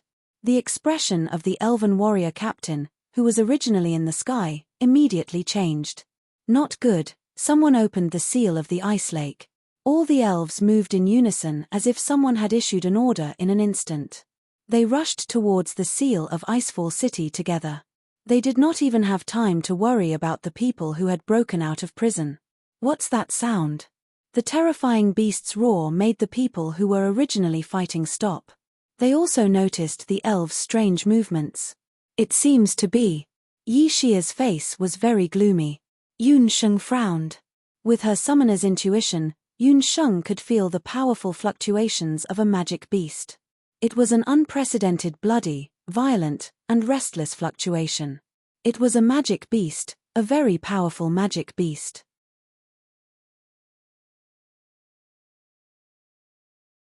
Chapter 481. There was no sign of such a powerful magical beast's aura appearing earlier. It suddenly appeared just a moment ago, as if someone had used teleportation magic to lure this magical beast out. But how could such a powerful magical beast suddenly appear in Icefall City where the elves lived? And from the sound, that magical beast seemed to have been released from underground. They had stayed in Icefall City for so long, but they never knew that there was an additional dungeon under the city. Yun Sheng's heart was like a drum ringing non-stop. Yuan Bupo and Xian Maimai rarely walked around the continent, but this didn't mean that they didn't know anything. Seeing a red light rushing to the sky from the north, Xian Maimai cried out in alarm, "Blood Cloud Beast." Her brother Xian Wuji had once raised a Blood Cloud Beast, but it was different from the roaring Blood Cloud Beast under Icefall City. That roar was much more powerful than Xian Wuji's Blood Cloud Beast. Leave immediately, if you don't want to die. Yun Sheng didn't want to be entangled anymore. She had also fought against a Blood Cloud Beast before. Even her father, Yun Tsunghai, who was an extremely talented sky magician, could only fight to a draw against a Blood Cloud Beast, let alone her. But it was already too late. Icefall City's walls shook, and a hideous, ugly monster with wings drilled out from the ground like an earthworm. It had wings on its body. Most flying magical beasts had a pair of wings, but this earthworm-like blood-cloud beast was completely red. It had a pair of wings on its body, but there was a single wing on its back, just like a fish. 3 wings, it was actually a 3-winged mutated magical beast. The most surprising thing was that there was a person standing on the head of the dragon-like blood-cloud beast. His silver hair was fluttering like snow, and his summoner's robe was particularly eye-catching. The summoner's robe was like fire, and it complemented the mutated magical beast perfectly. How could it be her? Yunsheng suddenly opened her eyes wide. It was that masked female prisoner. She's not a warrior, nor is she a magician. She's actually a powerful summoner. It's the Zhao state. That woman is one of the 13 chancellors of the Zhao state. The masked woman had already changed her clothes. Yunsheng didn't recognize it, but Yi Xia did. Everyone knew that summoners were divided into Beast Whisperer, Battle Beast Summoner, Scepter Summoner, Wizard Beast Summoner, Saint Beast Summoner, 13 main summoners, Ba Huang God Summoner, and the Emperor Zhao in red. Yunsheng's current strength was merely that of a Scepter Summoner. The masked female prisoner's silver hair glowed beautifully under the sunlight. However, the ochre red summoner robe she was wearing represented the summoning emperor, while the ochre red represented the summoning emperor. That robe was so dazzling. In comparison, the dragon-like blood cloud beast under the masked woman did not seem so scary. The Zhao state was located in Penglai. Most warriors and magicians did not know much about Penglai, but this did not prevent them from being afraid of the Zhao state. Because the Zhao state had the most terrifying existence on the mainland, that was, the summoners. Just like the Temple of Dharma had cultivated countless magicians, the source of the summoners on the mainland was the Zhao state. This was not obvious to Yunsheng because the summoners of the Zhao state were too weak. Zhao state had not had a famous summoner on the mainland for many years. In the Zhao state, the ochre robe meant that the summoner was at the level of the summoner. There were only 13 summoners in the Zhao state. Their status was only below that of Emperor Zhao and the legendary Ba Huang God Summoner. Yunsheng looked at the flying demonic beast. It was flying in the air. Judging from its flying posture, it was a mutated demonic beast of the dragon family. It was likely to be a half-formed dragon, a flood dragon among dragons. There were traces of a magic seal under the body of the 3-winged flood dragon. Obviously, it had been imprisoned under the Icefall City. Perhaps this was the real reason for the existence of the Icefall City. Yunsheng's guess was right. The real meaning of the existence of the Icefall City was to suppress the 3-winged flood dragon. Hundreds of years ago, the Icefall City was just a wasteland. An icefall fell from the surrounding ice and snow mountains, forming a huge ice lake. There were many water spirits living around the ice lake. At that time, the immortal Dew country had not closed its borders. However, no one knew when it started, but an amazing blood cloud floated into the immortal Dew country and stopped above the lake. By absorbing the spiritual energy around the ice lake, the 3-winged flood dragon was born in the cloud. The 3-winged flood dragon was bloodthirsty and cruel. When it was still a blood cloud, it had already devoured many elven residents living nearby. After it broke out of the cloud, it could fly into the sky and enter the water, becoming a tyrant. The local water spirits had no choice but to ask the elven royal court for help. When the current elven queen, Fenglan, ascended the throne, she used the elven queen's most powerful ice magic, ice sealing 10,000 miles, to freeze the entire lake. Even the waterfall was frozen, and a seal was added on top of it. In order to completely suppress the flood dragon that was frozen under the lake, the elven warriors built a city in this area. Gradually, the current Icefall City came to be. After the masked female prisoner entered the Icefall City, she had been looking for an opportunity to enter the underground lake. She even killed an elven warrior and faced the punishment of being whipped once every 15 days. When she was being punished, she secretly used her divine sense to check the terrain of the city. Finally, she found the real entrance to the ice lake. It was also a coincidence that Yun Sheng appeared and used the Di Hong song to restore the magic power of the masked female prisoner, which had been restricted for a while. That was why she was able to break out of prison so smoothly today and unlock the Ice Dragon's seal again. It turns out that the masked woman is the most cunning one. We have all been used by her. The power of the Flood Dragon was indeed extraordinary. For some reason, the Flood Dragon obeyed the orders of the masked female prisoner. It was a water flood dragon that spat out ice arrows from its mouth. As soon as the elves approached, they would all be shot down and turned into ice cubes. In the blink of an eye, the fire dragon had already killed at least 500 to 600 elven warriors. Not only that, but the masked female prisoner also shot out high-level magic from time to time. Almost no elven warrior could get within 1 mile of the flood dragon. The elves who were hit by powerful ice magic had their corpses fall down like hailstones. Even Yun Sheng couldn't help but be shocked when she saw the tragic scene. The masked female prisoner on the head of the 3-winged flood dragon waved the magic scepter in her hand freely. She was like a goddess of death, killing all life that approached her. Knowing that they were no match for the flood dragon and the masked female prisoner, the elven warriors of the Icefall City didn't have any intention of stopping. That was because the elven warriors were unafraid of death. The 3-day holiday is over, and I have to go back to work today. In order to comfort my brittle heart, those of you who are still on holiday and have monthly tickets, remember to spend them. Recently, double the tickets. In the last few days of last month, I was instantly killed and covered in chrysanthemum petals. So miserable.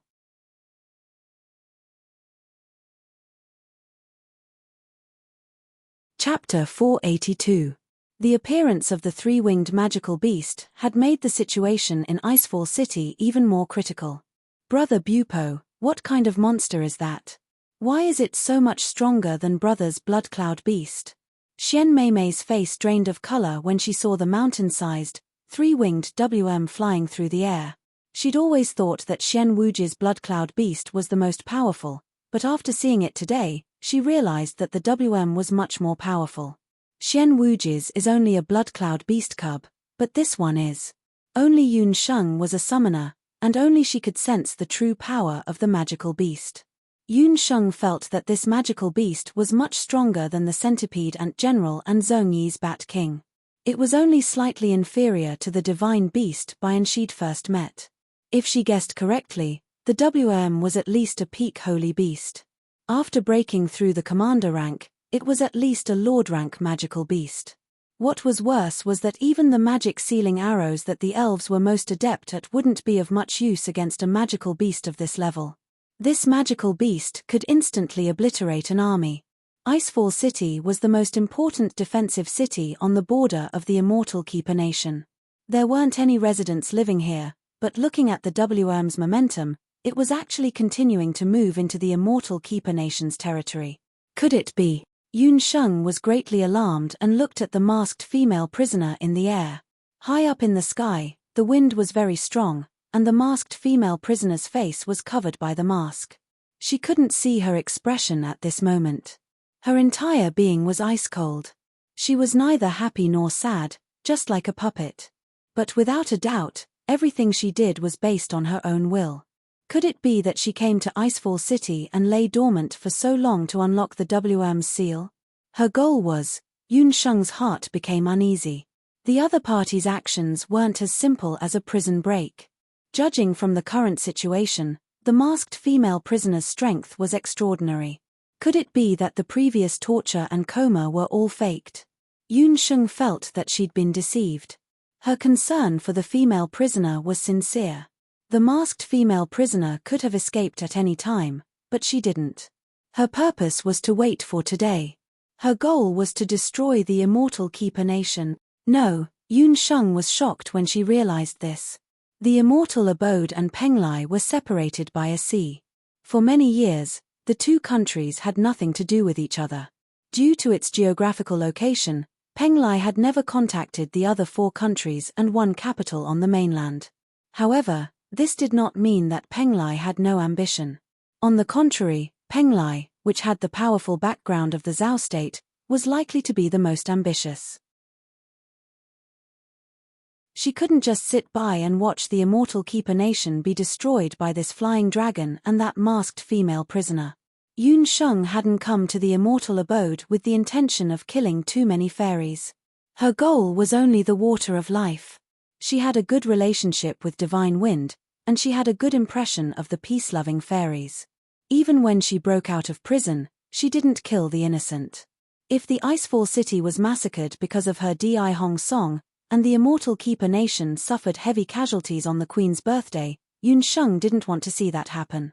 Yunsheng, let's go. I'm afraid that the immortal residence country is going to face a calamity this time. Yuan Bupo could also see that the masked female prisoner and the three-winged flying dragon were not people that they could stop with their current strength. Perhaps only the city master Di Hong's summoned beast could fight against the three-winged flying dragon. It was better for them to leave before the flying dragon discovered them. Since they couldn't find the water of life for now, they would think of a way to find it later. It was better than losing their lives. Bo, Yun Sheng communicated with Puffed Egg. Can you do it? Dearest master, Puffed Egg is fine, but Bo wants to teach that bad woman a lesson. Puffed Egg complained. It had the Ling Long Beast Tower, so the wound on its wings wasn't serious. However, it would remember the grudge against Xian Mai in Xiao Hei's book. Then be prepared for a fierce battle. We might die. Yun Sheng frowned. Yuan Bupo was about to remind Yun Sheng when Yun Sheng suddenly jumped. A pair of strange wings appeared on her back, and she was already in mid-air. Yuan Bupo, go to the north of the city. When you see a gap in the city wall, leave immediately. I'm going to stay and help the fairies kill the flying dragon. Yun Sheng told Yuan Bupo the way to leave the Icefall City that she saw on the defense map. Before Yuan Bupo could stop her, Yun Sheng didn't hesitate and flew toward the fairies. Everyone, don't panic. They saw a fugitive flying toward them instead of running away. The fairies who thought that they were going to be attacked immediately split into two groups. One group stopped the flying dragon, while the other aimed their bows at Yun Sheng. Their biggest enemy now was the flying dragon. The fairies had already realized that the flying dragon's target was the depths of the immortal keeper nation. They didn't have the time to chase after the fugitives. In fact, more than half of the fairies in the Icefall City had either been devoured by the flying dragon or hit by the red-clothed female summoner's magic. They could only rely on the fairies' fighting spirit and their determination to protect the immortal keeper nation to hold on. You don't have to be afraid. I'm not here to attack you. I'm here to help you. I'm good friends with your Holy Wind King. I was imprisoned because of a misunderstanding. If you don't believe me, you can look at my magic scepter. It has the imprint of the Wind Fairy. Yun Sheng raised her magic scepter. There was indeed a strong imprint of the Wind Fairy on the magic scepter. The fairies would only bless those with pure hearts. When the fairies heard that Yun Sheng knew the Holy Wind King, they realized that she was indeed different from ordinary humans. She had a very strong fairy aura. This fairy aura was comparable to the nobles of the four major fairies. This made the fairies put down their doubts. Among the elves, an elf captain with a bow flew out. He bowed towards Yun Sheng and said, "Friend of the Divine Wind King, thank you for your help. However, you should escape. None of us here can stop the three-winged blood dragon. We've already sent a distress signal to the Elven King Tree. However, even if the Elven King Tree sends reinforcements, they won't be able to reach here before nightfall." Most of the fairies were straightforward. If it was an enemy, it would be an enemy. If it was a friend, it would be completely trustworthy. The captain's meaning was clear. If Yun Sheng stayed, she would die.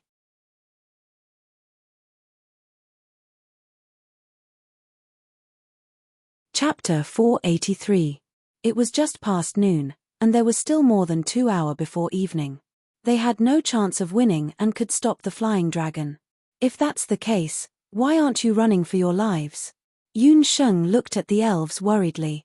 In the time it took for them to speak, the masked female prisoner released an area of effect lightning spell, killing another dozen elves in an instant.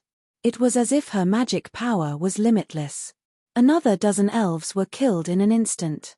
The masked female prisoner also noticed Yun Sheng, but she was expressionless as she continued to release her spell. The flying dragon was still moving forward. Yun Sheng had never met such a cold person. It was as if she was born to kill.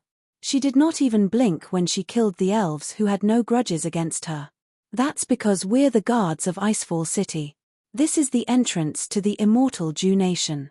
We're all the Queen's most trusted subjects. That's why we were sent here to guard this place. The Blood Dragon's target is something deep in the immortal Dew Nation.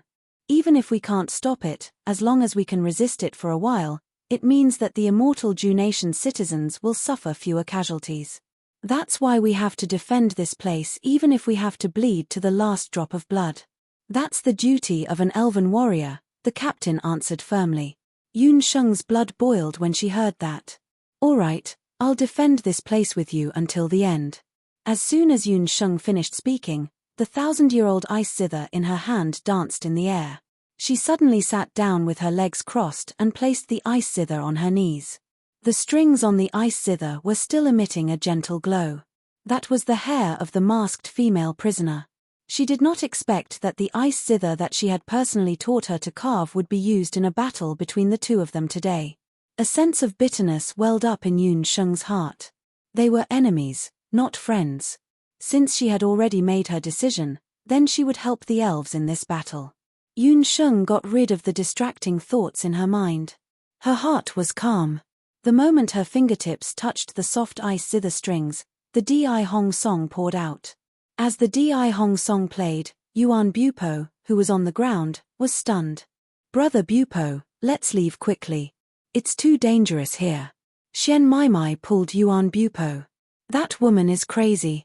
She likes to kill people in prison. Yun Sheng doesn't want to live, but we still want to live. Xian Mei's hand was flung away.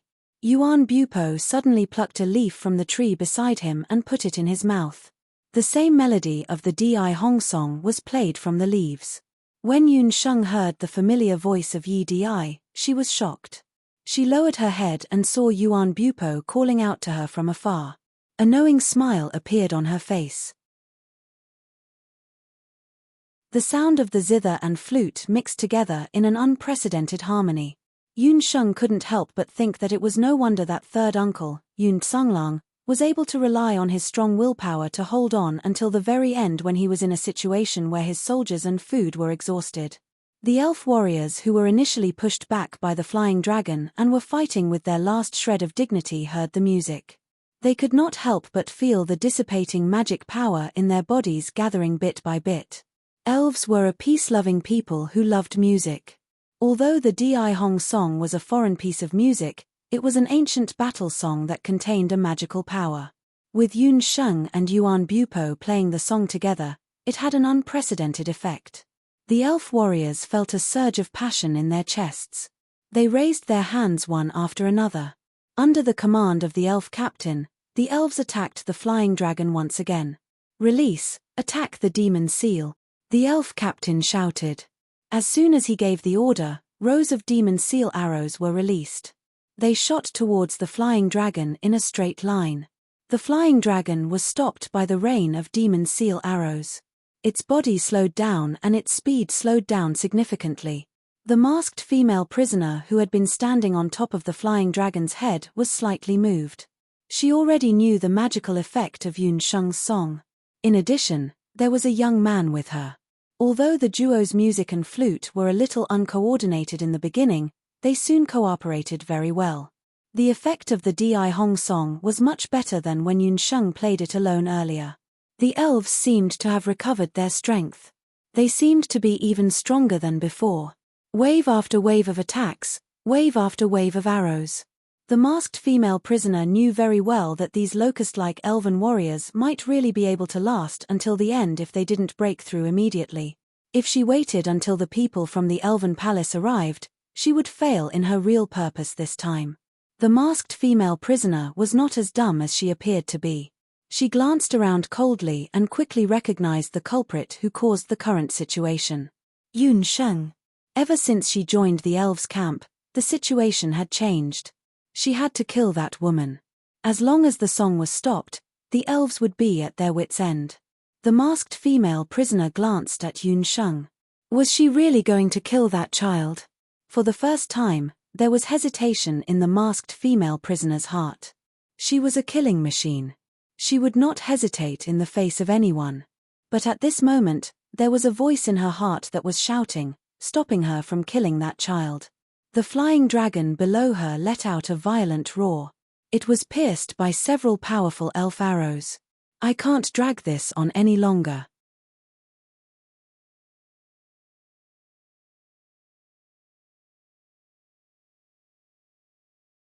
Chapter 484. The two of them were so close that the masked female prisoner could clearly see Yun Sheng's pained expression. The masked female prisoner wanted to kill her. However, looking at Yun Sheng's pained expression, the masked female prisoner did not have any extra strength to do so.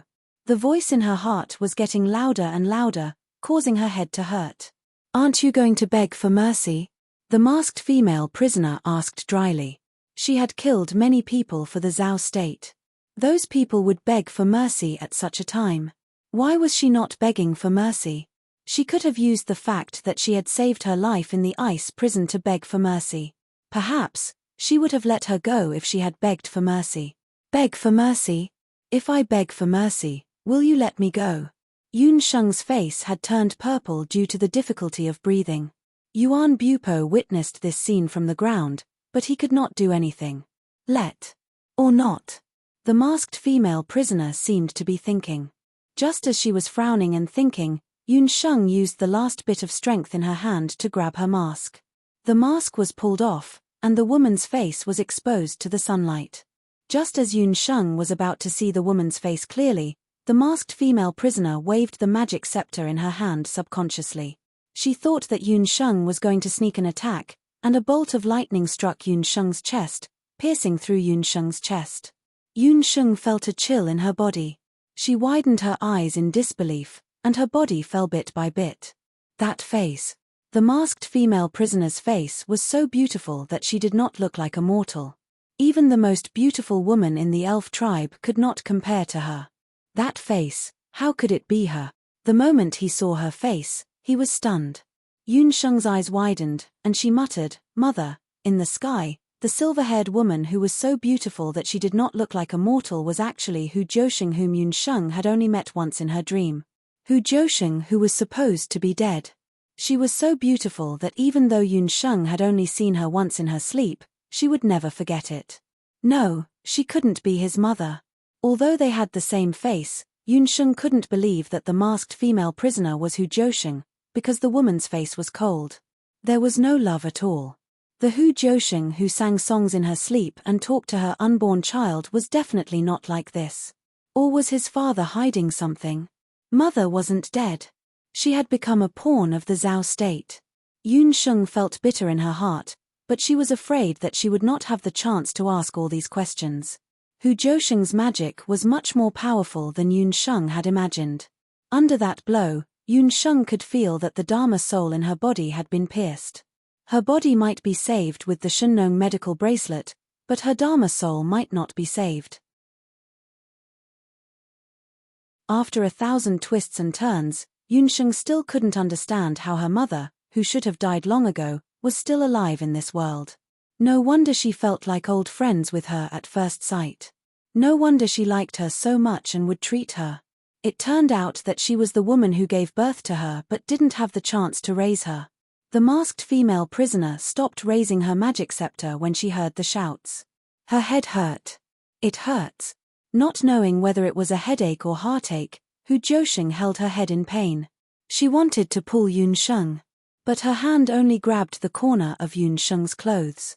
Yun Sheng, who was struck by the lightning, fell to the ground without warning like a withered leaf. The flying dragon shook violently and opened its huge mouth, wanting to swallow Yun Sheng. Seeing Hu Jiusheng disappear into the sky, Yun Sheng only felt a sharp pain in her chest. Her vision turned black and she fell from the sky like a big bird with broken wings. No. Hu Jiusheng looked at the flying dragon with its bloody mouth wide open. Blood gushed out from Yun Sheng's chest.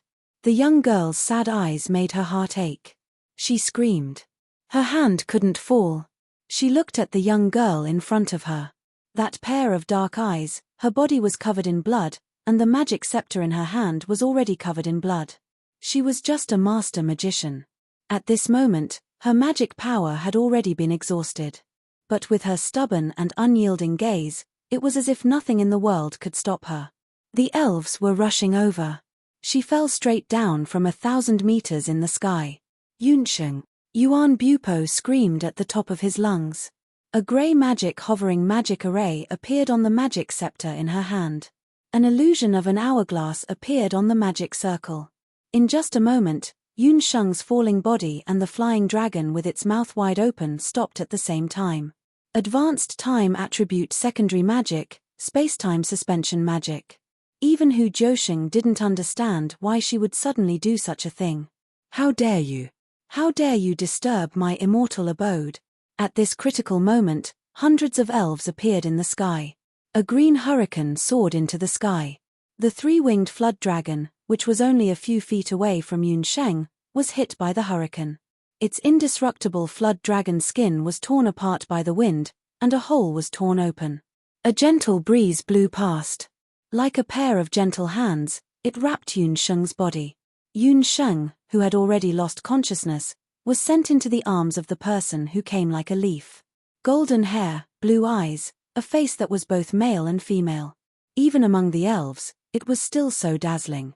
Compared to the divine wind from a few years ago, the current divine wind king was a little different. He was still as handsome as ever, but his silhouette was less feminine and more masculine.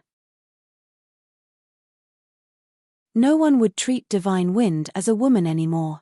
The divine wind king of the immortal abode nation, the king of wind. A demon spirit butterfly fluttered beside divine wind. On his way here, divine wind learned that the magic seal in Icefall City had been broken.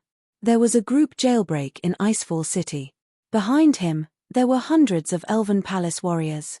They held demon sealing bows and aimed at Hu Josheng.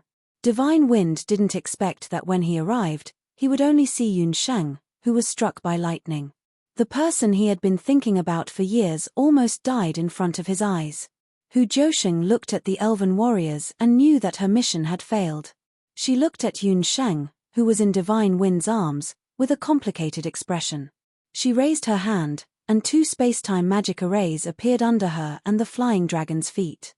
Well, even if she didn't find that thing according to her plan, this time, she was able to break the seal of the underground flying dragon and snatch a powerful blood cloud beast, which could be considered to have completed her mission. This handsome elven man's magic power was very strong. He must be from the elven palace. That girl should be able to keep her life in his hands. A big stone was put down in her heart. Hu Josheng smiled coldly. The space-time magic array enveloped her and the three-winged dragon, and they disappeared in an instant.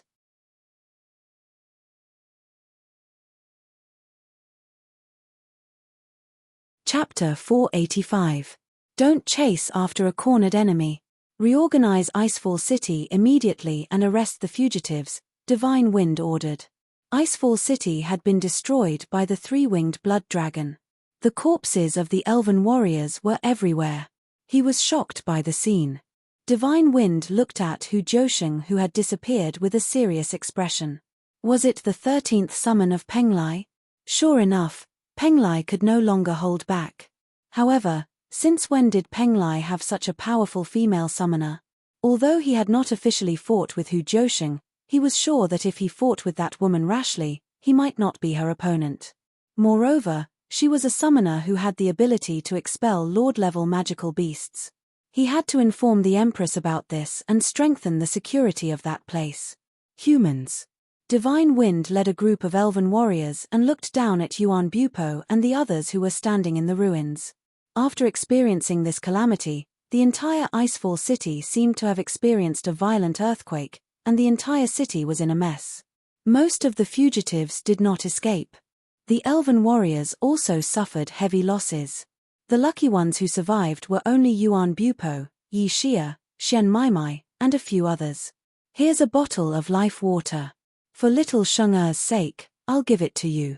Immediately scram out of the immortal Keeper Nation, otherwise. Shun Feng anxiously looked at Yunsheng in his arms. If it weren't for the fact that they were Yun Sheng's friends, he definitely wouldn't have spared a single one of these people who had caused so much damage to Icefall City. However, he had to bring Yun Sheng back to the Elven Palace as soon as possible. The magic of the red-clothed sorceress just now was really powerful. Yun Sheng was seriously injured. In addition, she had been imprisoned in the ice prison for a while and her body was greatly exhausted. Only a large amount of life water could save her. Divine Wind threw the bottle of life water to Yuan Bupo. Yuan Bupo took the bottle of life water but did not leave. "Give Yun Sheng to me." Looking at the dying Yun Sheng in his arms, who was so weak that it seemed like she would disappear with a touch, Shen Feng's heart ached. "Chase these humans out of the immortal residence." Divine Wind raised his head and glanced at Yuan Bupo when he heard the man's painful scream. It was a feeling of enmity between love rivals. He carried Yun Sheng in his arms. He was so gentle that it made people look sideways. It was as if the person in his arms would disappear with a touch. "Hand it to you. Do you have the ability to protect her?" Divine Wind said disdainfully. He immediately left Icefall City with a team of elves. Divine Wind's words sounded sarcastic to Yuan Bupo's ears. However, he could not refute them at all. Indeed, he couldn't save him. Just now, he could only watch as Yun Sheng was injured by the female summoner. If it wasn't for Divine Wind's timely arrival, Yun Sheng would probably be dead by now. He was too useless. If he had learned the entire Di Hong song, if Little Honglan was a demonic beast that was 100 times more powerful than the flying dragon, then he would have been able to save Yun Sheng today. For the first time, the young Yuan Bupo had such a desire in his heart. He wanted to become stronger. He wanted to become stronger because he wanted to protect someone. He wanted to continuously become stronger. He wanted to become strong enough to protect Yun Sheng. Even if the other party was the Zhao State or the Elven Palace, he had the ability to protect Yun Sheng. Under the guidance of the Elven warriors, Yuan Bupo brought Shen Maimai out of the Immortal Residence Nation. Everyone knew that elves liked to live in the forest. However, few people knew that the Elven Palace, where the royal family of the elves lived, was located on a king tree. There was a palace on the king tree.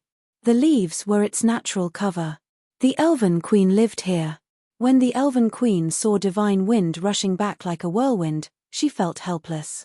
She had only raised one son, Divine Wind.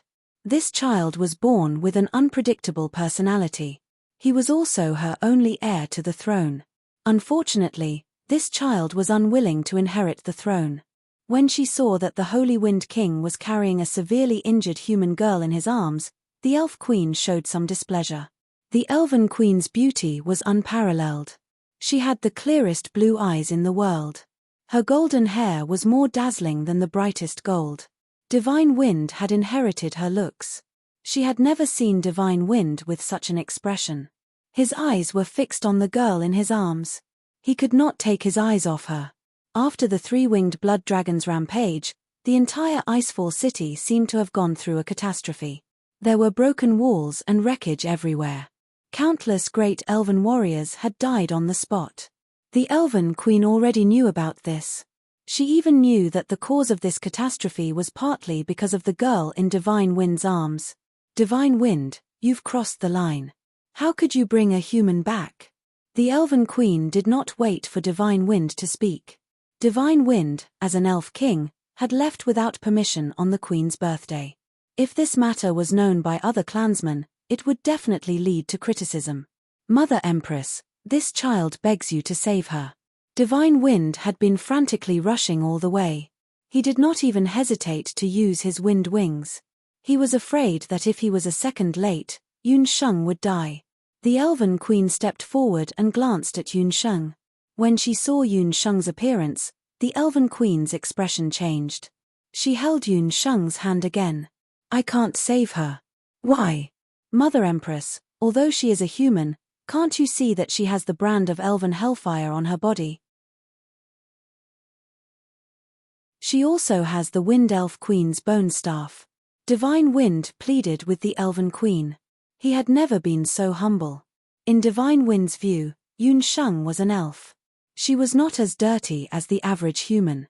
At the moment when the three-winged blood dragon went berserk, she still tried her best to save the elves and half-elves in Icefall City. She was also a doctor who had saved countless lives. Can't you see that she is not an ordinary person? She has the bloodline of the Bahuang clan. The Elven Queen sighed. Her silly son had already fallen in love with this girl. Unexpectedly, this girl turned out to be a descendant of that clan. She was still young, but she was already exuding a charm that ordinary people could not resist. When the bloodline in her body completely recovered, how beautiful would she be? Who knew how many people would shed their blood for her? Bahuang clan. Is it the Bahuang clan that has been expelled from the continent?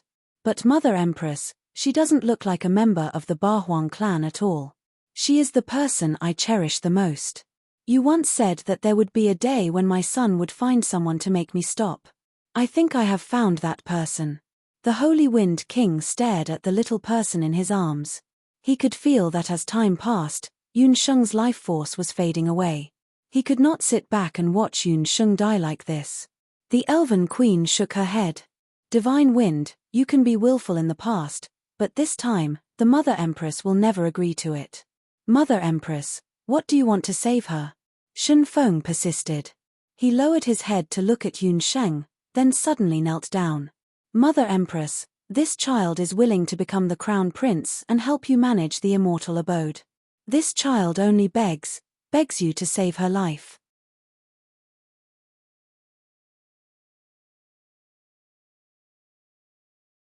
Chapter 486. The Elven Queen's body could not help but tremble. She looked at Divine Wind in disbelief. Divine Wind was actually willing to give up his freedom and become the Elven Crown Prince for this young lady. In the past few years, no matter how hard she tried to persuade him, Divine Wind did not relent. He wandered around in order to avoid the right to inherit the Elven throne. It seemed like this young lady was really important to him. In the end, the Elven Queen compromised. As a mother, the Elven Queen had no choice but to compromise when faced with the pleading of her only child. Divine Wind, remember your promise today. However, if you want to keep her, you have to promise me one thing. I'll heal her Dharma soul. However, if she wants to stay in the Elf Kingdom, everything about her past must be erased. The Elven Queen stared at Divine Wind. That was her bottom line. Letting a human stay in the immortal residence was against the Elf Kingdom's laws. Queen Mother, you mean? Divine Wind recalled the ancient magic of the elf tribe. He pondered for a moment and looked at Yun Sheng, whose face was getting paler. If she woke up and realized that her Dharma soul was damaged, she might not be able to accept it. Erasing Yun Sheng's past meant sealing all of her memories. Divine Wind struggled in his heart. In the end, he gritted his teeth and said in a deep voice, Queen Mother, I'll promise you. You must save her. Under the Elven Queen's command, a few elf palace maids walked out and brought the heavily injured Yun Sheng away. Outside the snow forest sea, Yuan Bupo and the others were chased out by the elves. Let me go. Yuan Bupo was like a trapped beast.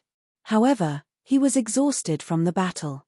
He could only watch as Yun Sheng was brought away by that strange man. The blonde man had a face that was more eye-catching than all the other elves. When he looked at Yun Sheng, he had a pained and happy expression. That man must be a very powerful person in the Elf Kingdom. He brought away the heavily injured Yun Sheng.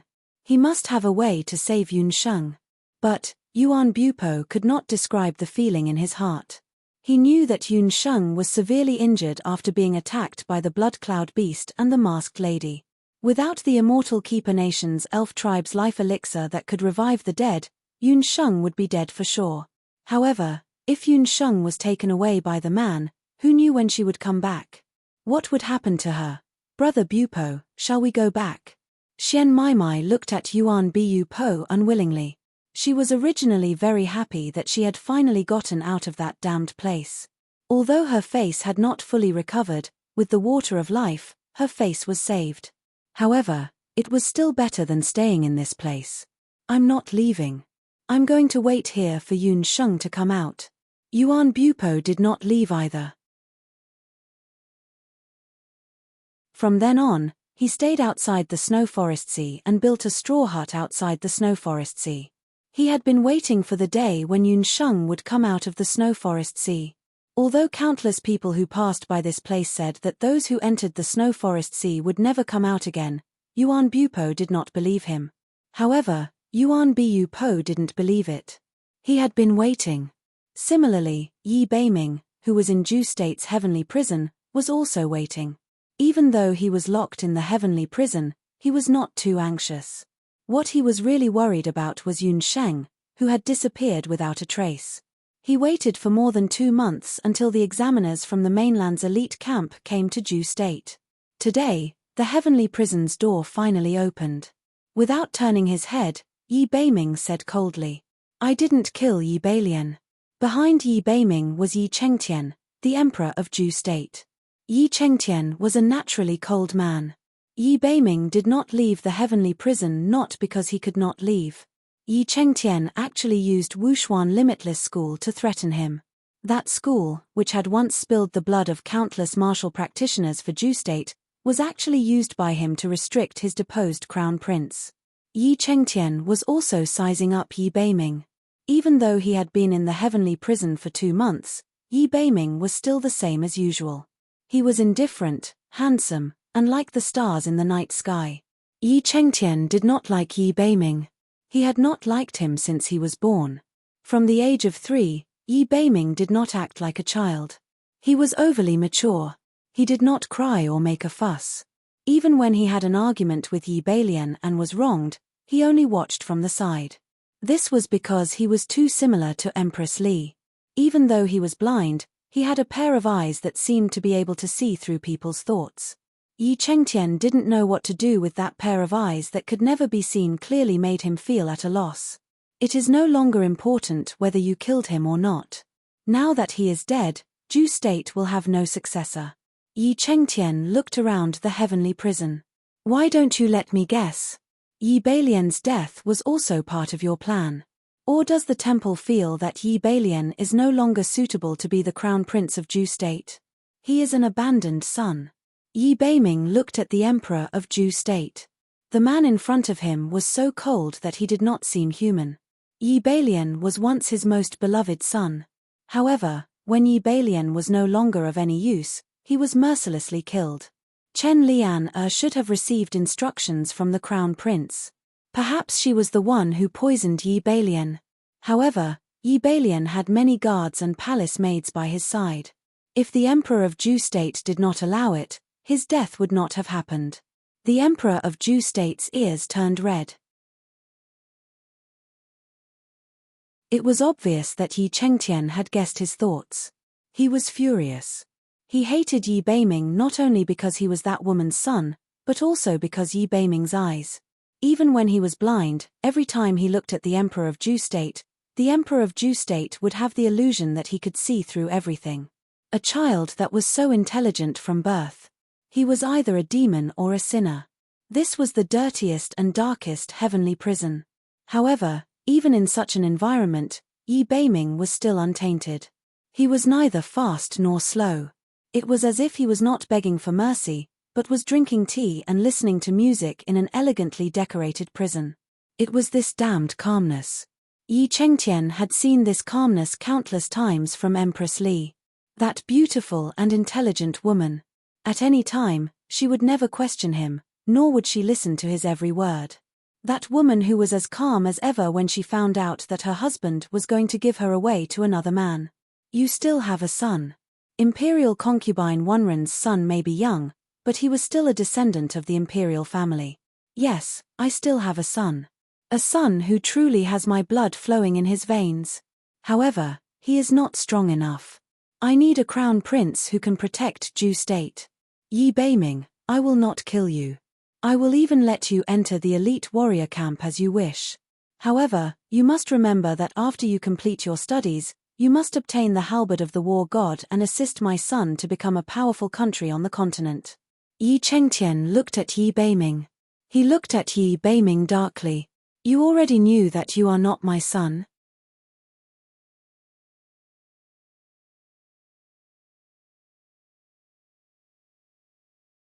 Chapter 487. There is no one in this world who would treat their own son like that. You hate me not only because you hate Empress Li, but also because you know that I am the child of Empress Li and it. Haha, Yi Chengtian, you really are a joke. As a man, you don't want to be cuckolded. You're the only one who's made yourself a cuckold and can't wait to wear it. Yi Beiming looked up and smiled coldly. Shut up. Yi Chengtian threw a punch at Yi Beiming like a madman.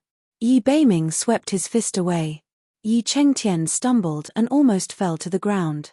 Do you agree or not? Yi Chengtian looked at the man in front of him. He had similar features to Empress Li and almost perfect features. However, he didn't inherit any of this from him. What if I don't agree? Yi Beiming found it funny. Even now, this man still wanted to threaten him. Didn't he know that he could kill him in an instant? If you don't agree, your fiancé will be in trouble, Yi Chengtian said softly.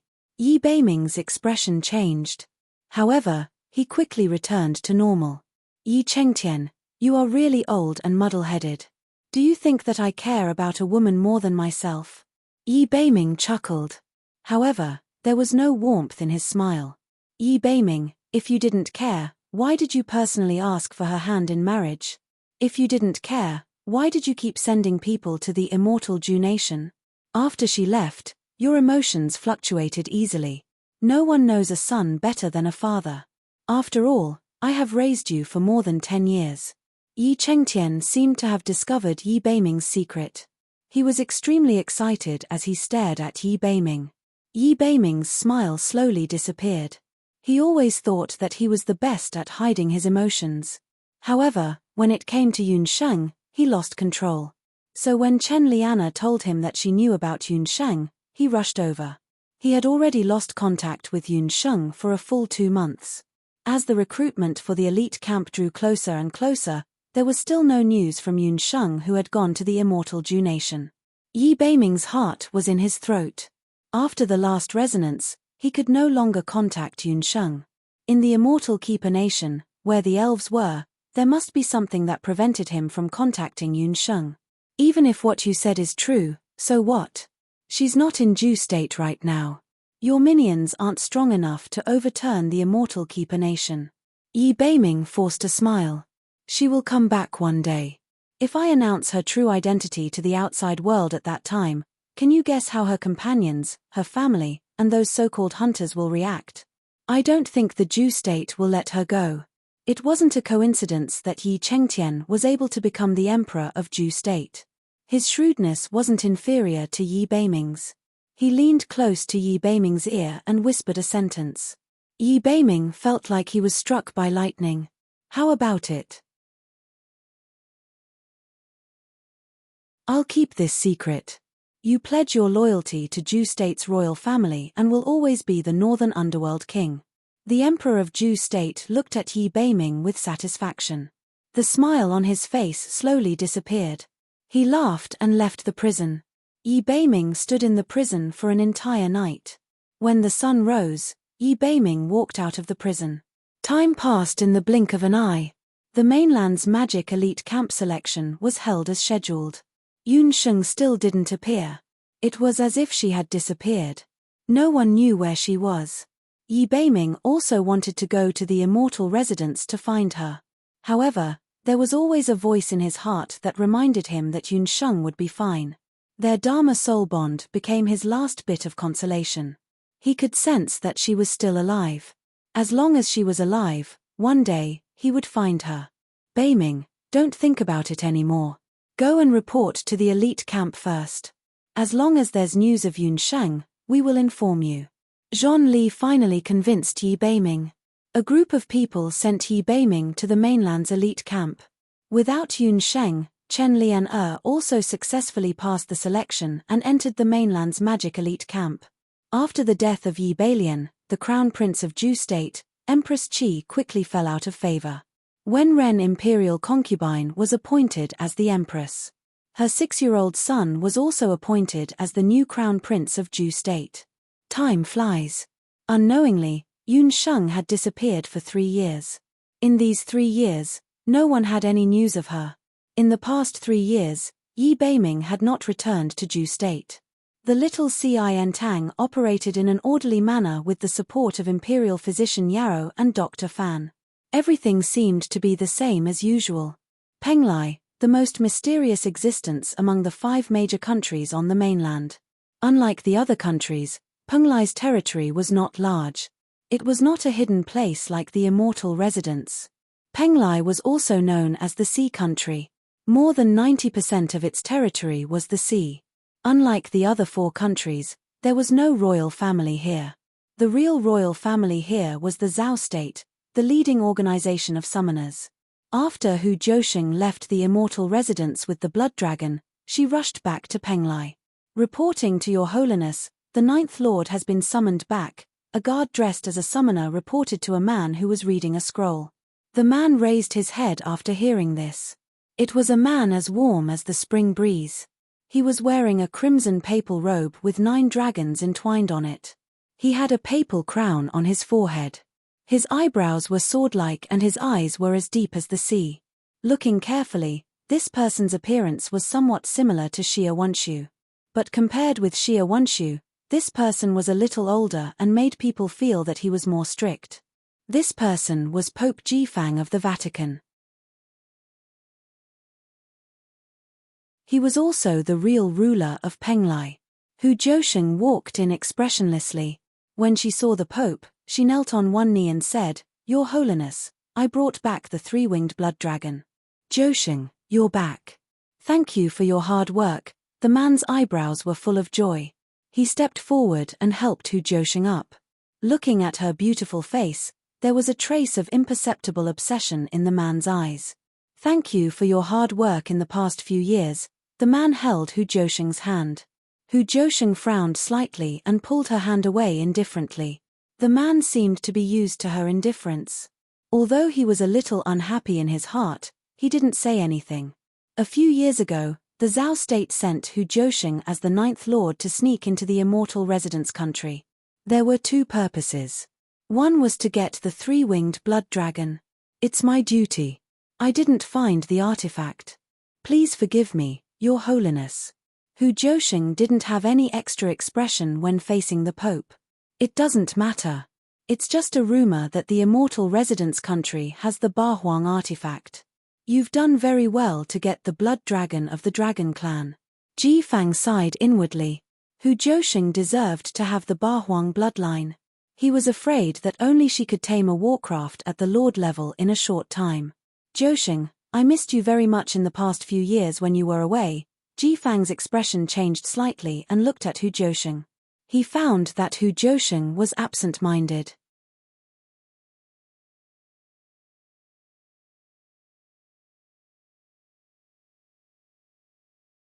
Chapter 488. Hu Zhouxing was very beautiful. Jifang knew this when he saw her for the first time. At that time, Hu Zhouxing had just joined the Zhao state. She was just a little scepter summoner, but Jifang was the appointed successor of the Pope of Penglai. He fell in love with Hu Zhouxing at first sight. He even ignored everyone's objections and tried his best to promote her. But Hu Zhouxing did not like him at all. Until Hu Zhouxing betrayed the Vatican and Jifang ascended to the Pope's throne, his love for Hu Zhouxing did not waver. What made him angry was that Hu Zhouxing, who he regarded as his woman, was with Yun Tsanghai. Jifang ordered for the arrest of Hu Zhouxing and ordered the summoners of the summoned palace to kill Hu Zhouxing's child and poison Yun Tsanghai. He even went to great lengths to use that thing to erase Hu Zhouxing's memory and absorb him as the 13th Archbishop of the summoned kingdom. But even so, Hu Zhouxing still treated him with the most ordinary attitude of a subordinate to a superior. This made His Holiness Cardinal very displeased. All this time, Hu Zhouxing was like a zombie. She did not have any feelings and only followed orders. She did not question any of the orders of the Zhao state. She followed orders to kill people and tame magic beasts without any objection. But this time, Jifang found that Hu Zhouxing was a little absent-minded after returning from the immortal residence. She did not seem to be happy that she had obtained a top magic beast like the blood dragon. "Your Holiness, if there is nothing else, I will take my leave." Hu Zhouxing ignored Jifang. In the Zhao state, she had always been a loner. The first person she saw when she opened her eyes was Ji Fang. Ji Fang told her that she was an orphan born in the Zhao state. Due to a mission, she lost her memory. From then on, she was the 9th cardinal of the Holy See. Hu Jiusheng trusted Ji Fang's words because she could feel that Ji Fang was someone she was familiar with. However, after this mission in the Immortal Keeper Nation, she began to have doubts. Was she really born in Zhao state? Why did she have such a strange feeling when she saw the girl from Zhu state named Yunsheng? She stayed in Icefall City for 3 years. During these 3 years, she was just like when she was in the Zhao state. She came and went alone, not interacting with anyone. She secretly observed the terrain of Icefall City and determined the location of the blood dragon. But when she was not careful, she was seriously injured by the elves. If it wasn't for Yunsheng's help at that time, she would probably have died. It was also at that time that she began to notice Yunsheng. When she first saw that girl, she felt that she was different from the rest. She had an impulse to get close to Yunsheng. That girl obviously liked her very much. When she learned ice sculpture, she was very serious. That kind of liking came from the bottom of her heart. When she was short of a few strings, Hu Jiusheng did not hesitate to pluck a few strands of her hair and give them to Yunsheng. This was a particularly incredible thing for her. When she saw Yunsheng smile, Hu Jiusheng felt very happy. She was happy. She thought that she would never have this kind of feeling again in her life. Gradually, Hu Jiusheng liked the days she spent with Yunsheng. These days were much better than her days in the Zhao state. Although the Zhao state was luxuriously decorated and she was one of the 13 most respected archbishops in the Zhao state, she never felt happy. In contrast, the days in the ice prison were bitter and simple. But it was such days, with Yunsheng and her music, with no killing, only peace, she felt very happy. However, as the queen's birthday approached, the day when she would break out of prison and release the blood dragon was approaching. Hu Jiusheng began to panic. She knew what it meant to release the blood dragon. But she could not go against the wishes of the Zhao state and the Pope. That day finally came. When she walked into the cell after being punished, she heard Yi Xia and the others say that they were going to set up Yunsheng. At that moment, she had an impulse to kill all the people in the cell. She wanted to eradicate anyone who could hurt Yunsheng. But Yunsheng just sat there. In the state of meditation, she looked cleaner than the snow in Icefall City. If she saw her bloody hands, she would probably be disappointed.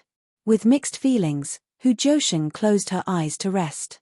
They succeeded in breaking out of prison. What made her happy was that when Yunsheng escaped from the prison, she wanted to go with her. She even said that she was welcome to go to the Zhao state. But she refused. She was a killing tool of the Zhao state. Her hands were stained with the blood of countless people. She could not betray the Zhao state. She had thought that the farewell in the prison cell would be the last time the two of them would meet. However, Hu Jiusheng had not expected that she would meet Yunsheng again so soon, and as an enemy at that. Yunsheng was an extremely complicated person. She was a doctor. She saved someone who had nothing to do with her, but she also stood on the side of the immortal Zhu country. She looked at her with disappointment. Hu Jiusheng smiled bitterly in her heart. This was her true face. According to the Pope's order, after she obtained the blood dragon, she had to find the whereabouts of the Octoterra relic in the immortal Zhu country. But she did not do so. The moment she injured Yunsheng, Hu Jiusheng felt that her heart was about to be torn apart. That feeling was hard to describe. For a moment, Hu Jiusheng even felt that she was related to Yunsheng. Especially when Yunsheng called out mother, Hu Jiusheng was completely dumbfounded. Although she did not know if she was really Yunsheng's mother, she could see from Yunsheng's eyes that she was not lying. Was she her daughter? Why did no one tell her that she had a daughter? If she had a daughter, then who was her husband? Hu Jiusheng was at a loss. At that moment, she clearly understood that she and Yunsheng were related in some way. So when Divine Wind appeared, Hu Jiusheng did not care about the elves, including Divine Wind. She did not want to continue fighting and immediately left the immortal Zhu country. The immortal Zhu country had the water of life that could bring the dead back to life. Yun Sheng, who was seriously injured, would definitely be healed there. This relationship was very likely related to her memory loss. She had to thoroughly investigate the relationship between her and Yun Sheng. You can leave first. Ji Fang let Hu Zhousheng rest for a while. After Hu Zhousheng's frail figure disappeared, Ji Fang pondered for a moment. Guards. A guard appeared in front of Ji Fang. Send someone to investigate who the 9th summoner met in the immortal Ju country. Also, find someone to closely monitor the 9th summoner's every move.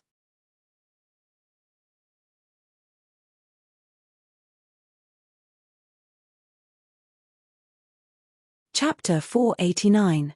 After the guard left, Ji Fang thought to himself. Zhu Sheng didn't look right.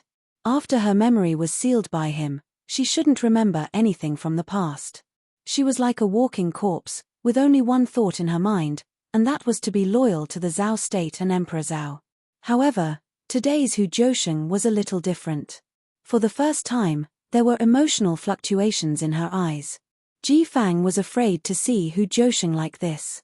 The only people who could make her feel this way were her closest relatives. But her adoptive parents had died many years ago. Her husband, Yun Songhai, had been poisoned by the beast poison. He should have died a long time ago. As for the baby that Hu Zhousheng had risked her life to give birth to, according to a summoner who had escaped from Yun Songhai's subordinates, the baby was smashed to death right after it was born. So, the only person who could make Hu Zhousheng feel this way was Yun Songhai.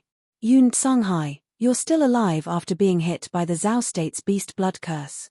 But this time, you won't be able to escape. No one knew what had happened to Hu Zhousheng. Ji Fang believed that even if Yun Songhai was standing in front of her, she wouldn't be able to recognize him. Even if she was his disciple, even if he was a few decades older than her, this didn't stop Ji Fang from admiring Hu Zhousheng. He liked this disciple the most and trained her with all his heart. But he didn't expect that Hu Zhousheng would leave the Zhao state in the end. Ji Fang really wanted to marry Hu Zhousheng, but her identity and bloodline, as well as the fact that they used to be master and disciple, became his biggest shackles. The stubborn old summoners of the Zhao state and the mysterious 8 barren god summoners would definitely stop him. Helpless, Ji Fang could only accept Hu Zhousheng as the main summoner and make her wear a mask. The news about Yun Songhai soon arrived. Ever since Yun Songhai was poisoned by the beast blood poison, he had disappeared from the world. He used to be the most outstanding magician among the young and middle-aged people in Ju state. But because of Hu Zhousheng, he fell before he could truly rise.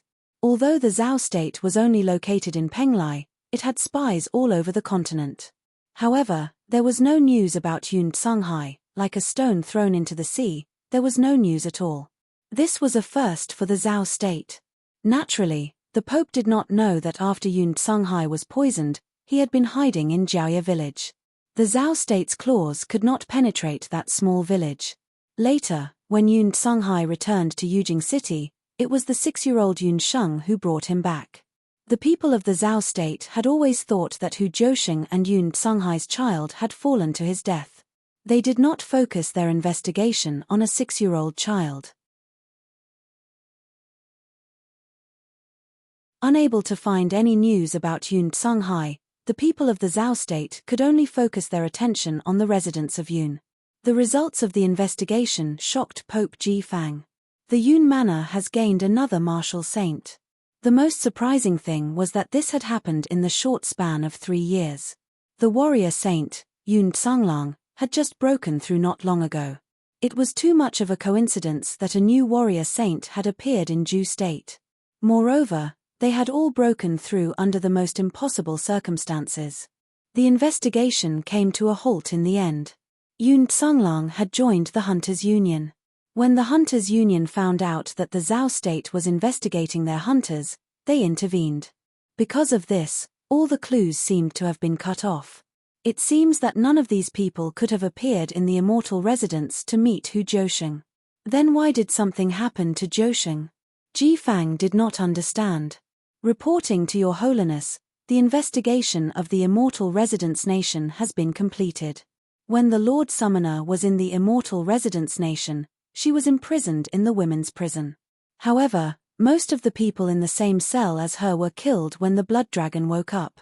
However, this subordinate heard that a wanted criminal named Yixia had already escaped. I heard that she is now hiding in the Grand Emperor city. This was all the information the people of the Zhao state could find out. Send someone to the Grand Emperor city. No, I will go personally. Ji Fang's figure flashed and disappeared. The guard of the Zhao state was still a little stunned. The Emperor Zhao had actually come personally. Who was this Yixia? After Yixia escaped from the Icefall city, she was brought back to the Grand Emperor city by Xian Meimei's recommendation. Xian Meimei originally wanted to secretly dispose of her, but the mayor of the Grand Emperor city thought that Yixia's cultivation was not ordinary and that she was a person worth nurturing. Therefore, Yixia remained in the Grand Emperor city. Yixia was doing quite well in the Grand Emperor city. Today, she had just returned to her residence. Suddenly, she felt a terrifying pressure in the room. Who is it? Yixia thought it was her enemy. However, who among her enemies would have the guts to barge into the Grand Emperor city? A man in red appeared in front of Yixia. He did not want Hu Zhousheng's matter to be exposed. It was better for him to go alone. Yixia was shocked when she saw the appearance of the person. The man was dressed in red, similar to the costume of the masked female prisoner. She then looked at the crown on his forehead and the noble aura around him.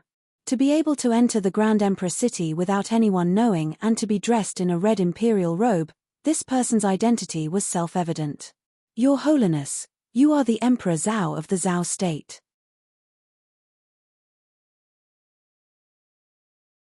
Yixia did not even have the slightest thought of resistance in the face of such a strong person. She hurriedly knelt down. She did not know why the Emperor Zhao, with such a noble status, would come in person. Could it be because of the masked female prisoner? Yixia broke out in cold sweat. Such an important person only needed a moment to kill her. You are Yixia. Let me ask you, when you were in the ice prison, did you see the masked female prisoner? Ji Fang did not even bother to look at Yixia. He was arrogant by nature and was Emperor Zhao. Among the people around him, except for Hu Zhousheng, he had never deliberately tried to curry favor with anyone. Your Holiness, yes. You are talking about the Zhao state's Lord Summoner. I was blind at that time and offended the Lord Summoner. Please spare my life, Your Holiness. Yixia nodded her head vigorously, afraid of offending the Emperor Zhao. When she was imprisoned, did she come into contact with anyone? The Lord Summoner has always been a quiet person and rarely interacted with others. However, about a month before the Lord Summoner left, a young girl came. She once saved the Lord Summoner who was seriously injured. Since then, the Lord Summoner had a good relationship with her. Yixia eagerly told Ji Fang everything she knew. A young girl? You said that the two of them had a good relationship. How good is that? Ji Fang knew that Hu Zhousheng would not be close to anyone.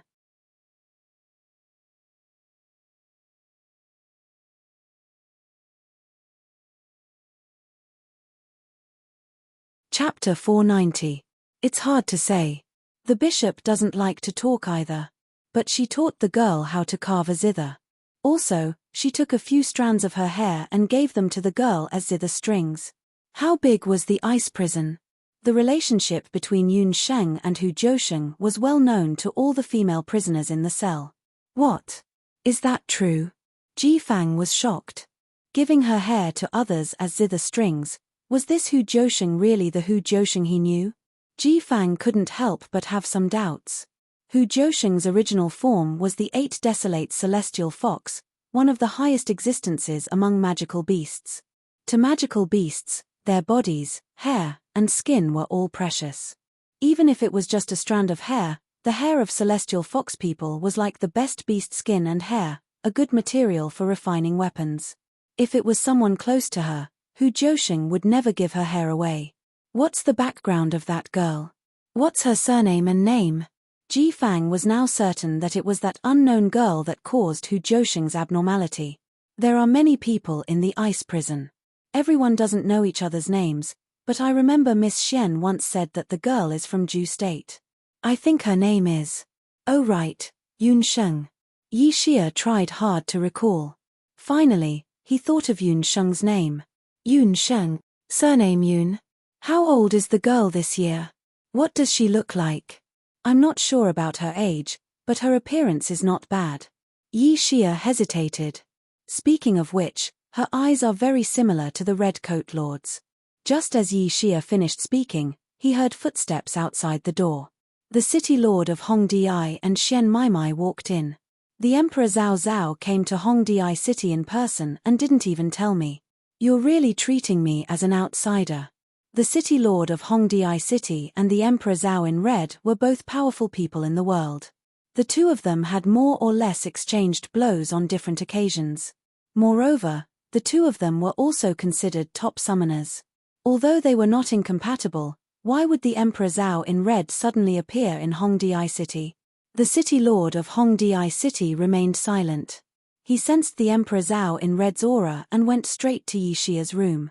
He then followed closely behind. Coincidentally, Xian Maimai had something to discuss with Yi Xia, so the four of them bumped into each other. Yi Xia saw the city lord of Hongdi City and heaved a sigh of relief. With the city lord around, the cardinal pontiff would not easily make a move to be courteous. Emperor Zhao to say to. Although he was Emperor Zhao, he was in someone else's territory. Brother Ji, you look just like when you were younger. I'm envious. The two of them put on a fake smile. City Lord, the Emperor Zhao is here to ask for information.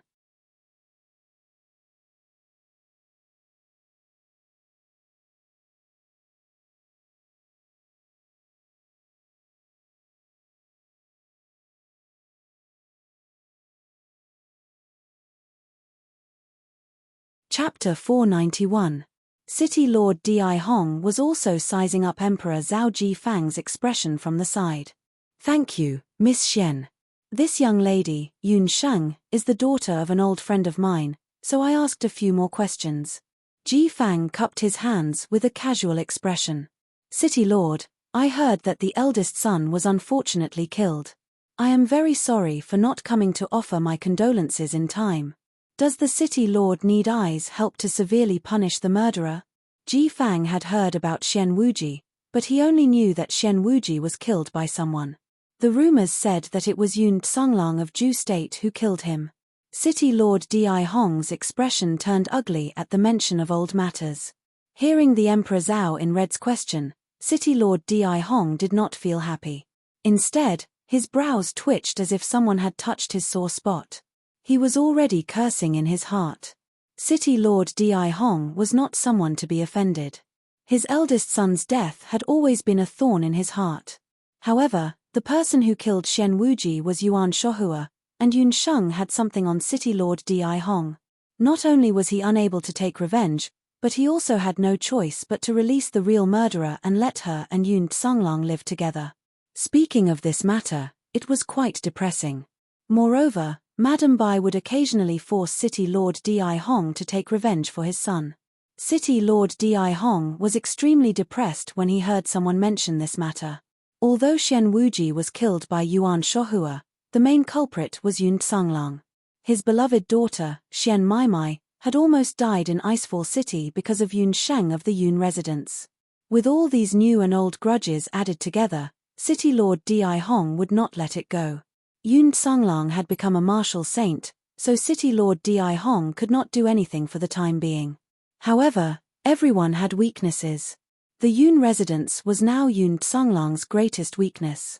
Especially after Yun Sheng's disappearance, City Lord Di Hong no longer had to worry about someone exposing the Bloody Hand Tycoon. He immediately sent people to contact Duke Jiayuan to assassinate the people of the Yun residence. Duke Jiayuan had long wanted to eliminate Yun Bo. Although Yun Bo no longer participated in court affairs on the grounds of illness, his reputation in the army had been resounding for many years, and his prestige far surpassed that of the Marquis of Jiayuan. If the Marquis of Jiayuan truly wanted to replace Yun Bo, the only way was for Yun Bo to die. They had originally thought that the current Yun residence would be very easy to deal with. Who would have thought that the outcome of the matter was far beyond the expectations of the Marquis of Jiayuan and the City Lord of Grand Emperor City? They had sent people a few times, and there was no lack of martial arts grandmasters among them. However, every assassination attempt had ended in failure. It was not that the residence of Yun was heavily guarded, but that there was a mysterious person who had been secretly guarding the residence of Yun. Several times late at night, the assassin had almost succeeded, but at the most critical moment, the mysterious man in black would appear.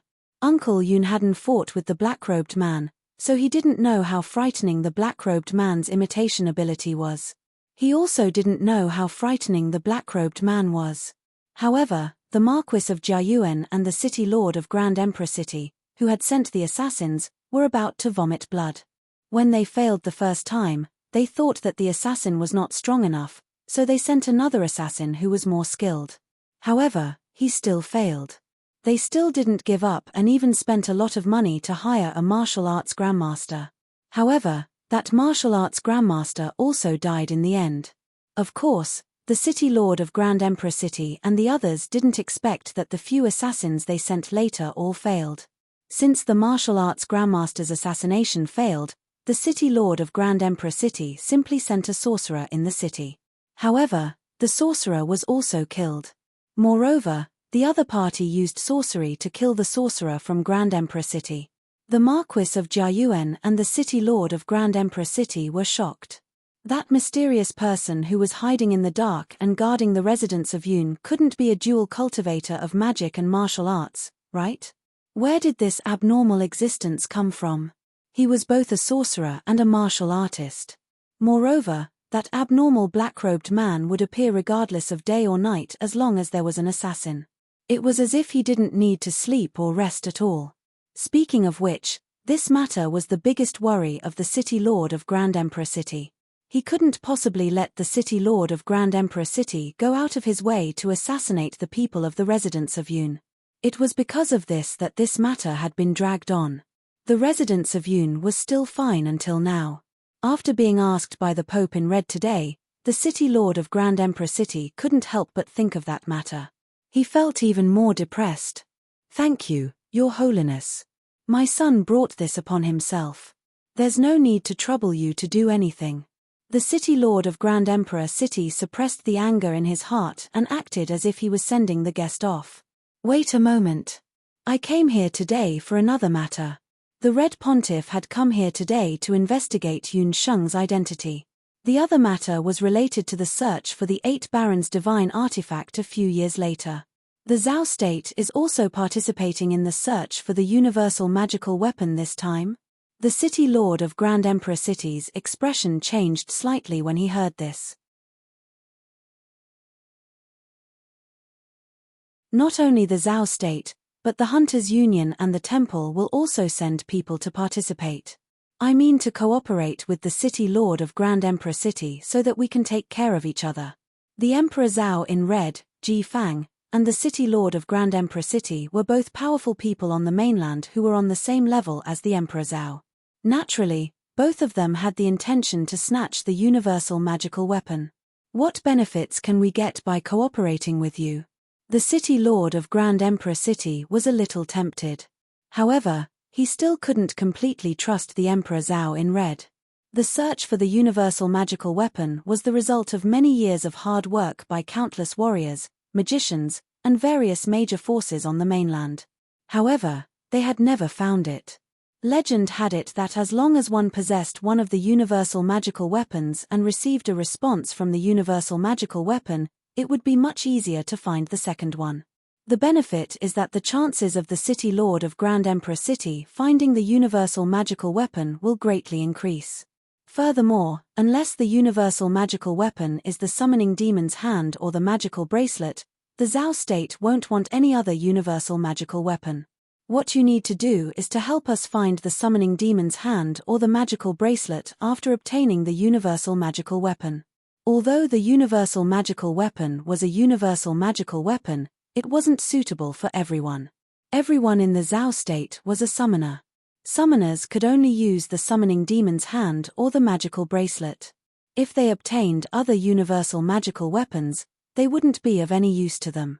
Instead, they would attract the envy of others. This was especially true for the summoning demon's hand.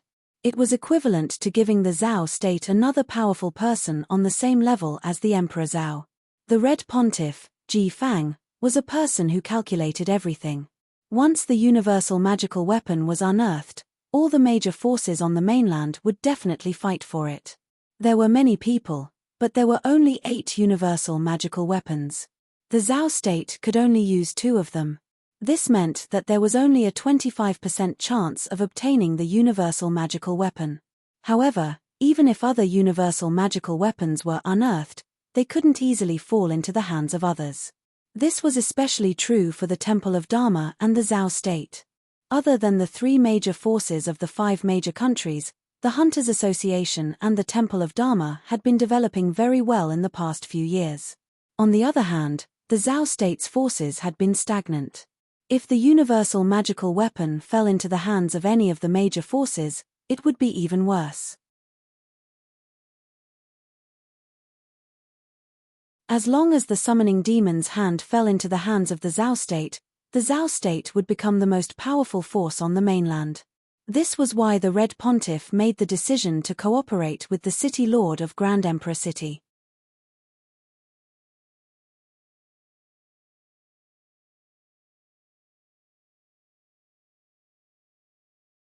Chapter 492.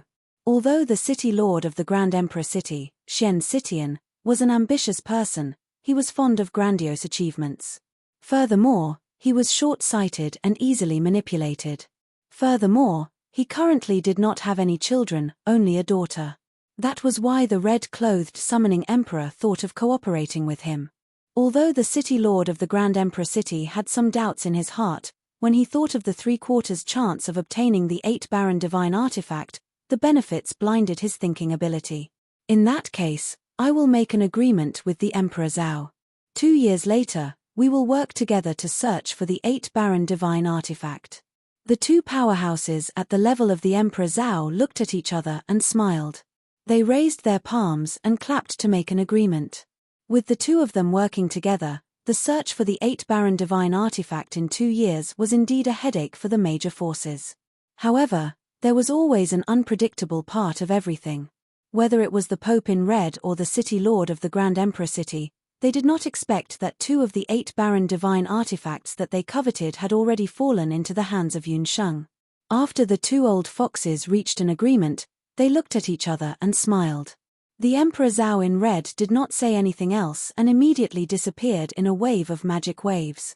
Father, that person is really the Emperor Zhao in red, but looking at his appearance, why is he so young? Xian Maimai did not regain her senses until the Emperor Zhao in red left. Don't underestimate him. Although this person looks very kind, he is an iron-blooded pope. It is said that in order to compete for the position of pope, he even killed his own son. The City Lord of the Grand Emperor City was conceited and ambitious, but even a vicious tiger would not eat its cubs. Ji Fang was much more vicious than him. Moreover, he had to know from his daughter that there was now a mysterious summoner in the hands of the Zhao state. The other party could even control a lord-level magical beast. The City Lord of the Grand Emperor City did not dare to go against the Zhao state. Ji Fang left Penglai with a belly full of worries. He immediately ordered the Ju State Summoning Office to thoroughly investigate all the summoners registered in Ju State over the past 10 years. After Ji Fang found out that Yun Sheng was Hu Zhousheng and Yun Tsunghai's daughter, he was most afraid of Yun Sheng's talent. He was well aware of Hu Zhousheng's talent. She was able to command lord-level magical beasts. Her daughter was a half-magical beast. If she also had the talent to become a summoner, she would be a great threat to the Zhao state. After checking, he found that there was no one called Yun Sheng among the newly registered summoners in Ju State in the past few years.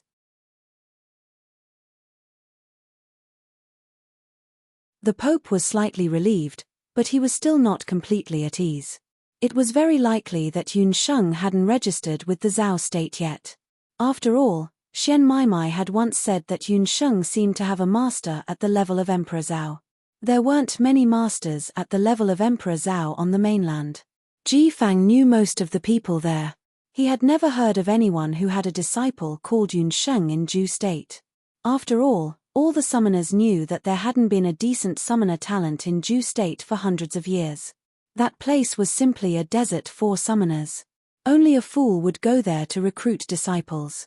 Where did the saying of a master at the level of Emperor Zhao come from? The most important thing now was to immediately find the whereabouts of Yun Sheng and her father, Yun Tsunglong. There was no news of Yun Tsunghai. What puzzled Ji Fang was that although he sent people to look for Yun Tsunghai's whereabouts, Yun Tsunghai suddenly disappeared without a trace. As for the girl with the nature of Yun, it was as if she had evaporated into thin air. There was no news at all. Gradually, Ji Fang put this matter to the back of his mind. 3 years later. The water rippled. Under a natural waterfall, the sun was bright and beautiful, and there were all kinds of fragrant flowers blooming everywhere. A woman cupped the water and sprinkled it on her body. The water was bone-chilling. When it fell on the girl's body, it gradually warmed up. It was a beautiful body that made people unable to look away. The girl's appearance was even more beautiful.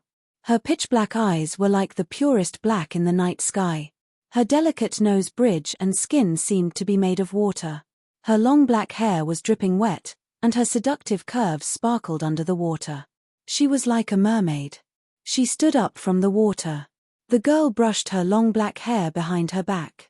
Miss Yun. Several beautiful elven girls held up a gorgeous elven gauze dress. The elves' craftsmanship was very good. This gauze dress was made of elven cloud gauze, and it was very light on the body. I don't want to wear this.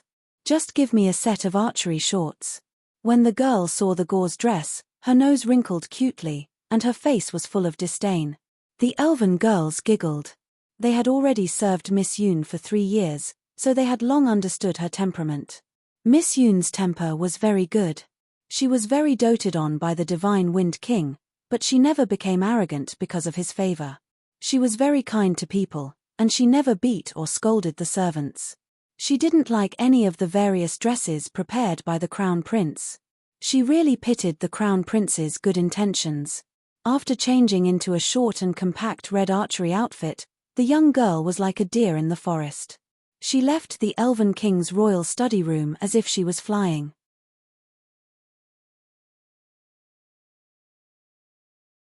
In the imperial study, the Divine Wind King was reading a pile of memorials attentively. In these 3 years, the Divine Wind King had changed a lot. This could be seen from the way he dressed. His originally untidy long hair was tied behind his head. He was wearing a proper crown prince's robe, and his eyebrows were more calm. The unrestrained Divine Wind King of the past seemed to have disappeared. The girl's arms were like 2 slippery fish, cold and with a hint of the fragrance of plants. She landed on the Divine Wind's shoulder. The girl's dissatisfied complaint sounded in his ears. Divine Wind, you promised to teach me archery today. The Divine Wind King was originally reading through memorials, but when he heard the footsteps like the wind, he put down his pen. On his handsome face, there was a smile that could drown people. The Divine Wind turned around, grabbed the girl with his arm, and pulled her to sit on his lap.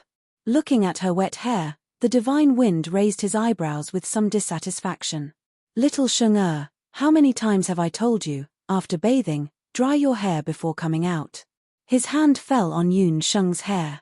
A touch of light green wind element, at the same time, blew Yun Sheng's smooth hair dry. After 3 years, his little Sheng finally got used to the life in the immortal Ju country. Her body naturally exuded the aura of the elves. Kamikaze looked with satisfaction at the beautiful girl in front of him, who was as lively as a wind spirit and had a fiery passion. He begged the Queen Mother to treat Yun Sheng's wound, and even used the Elven clan's water of life to hide the 8 desolate bloodline in her body, making her a half-elf. He didn't know if it was because of the awakening of the 8 desolate bloodline, or the effect of the water of life, but Yun Sheng's appearance became more and more beautiful.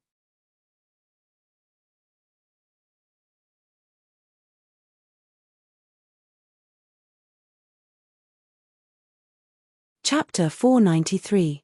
Originally, Yun Sheng was full of spiritual energy, but she could only be considered delicate and pretty. But now, she possessed the 2 extremes of water and fire at the same time. Even the most ordinary elven archer uniform couldn't hide her curvaceous figure when worn on her body. Her appearance was 70% enchanting and 30% elegant. Just by looking at her, Shen Feng had a feeling of indulgence. So be it. Let him sink into oblivion. Little Sheng already belonged to him alone. Yun Sheng was already used to Shen Feng's love. 3 years ago, when she woke up with no memory, the first person she saw was Shen Feng with a pair of dark circles under his eyes. This golden-haired man was her savior. Yun Sheng learned his name later. He was called Shen Feng, the imperial heir of the immortal keeper country. Shen Feng said that he found her in the periphery of the snow forest sea. Regarding Yun Sheng's past, Shen Feng knew nothing. As for the name Yun Sheng, it was also given by Shen Feng. Yun Sheng's past was a blank sheet of paper. She only knew that she wasn't a member of the elven race. She was a mixed-blood elven. So her appearance was somewhat different from the majority of the elves.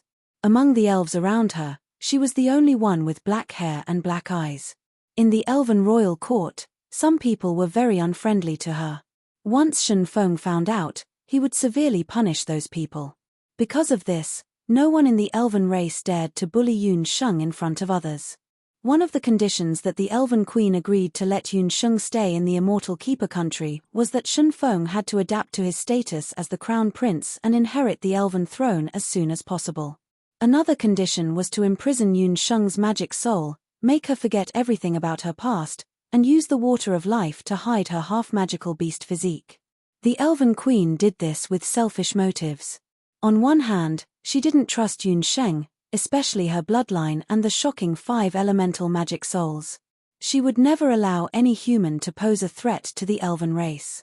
On the other hand, the elf queen was an experienced person. She had long seen that Divine Wind had deep feelings for Yun Sheng. But Yun Sheng was different. She was shouldering her own destiny. If she woke up, she would definitely leave the immortal abode. With Divine Wind's temperament, he would never stop his beloved woman. This way, Divine Wind would be in great pain. As the Empress of Divine Wind, the Elf Queen didn't want Divine Wind to live like a walking corpse in the future. Therefore, with the selfishness of a mother, the Elf Queen imprisoned Yun Sheng's magic soul and confiscated everything related to her past. The Orc language ring, the magic scepter, and even the ice harp were all taken away. Just like that, Yun Sheng forgot about the past.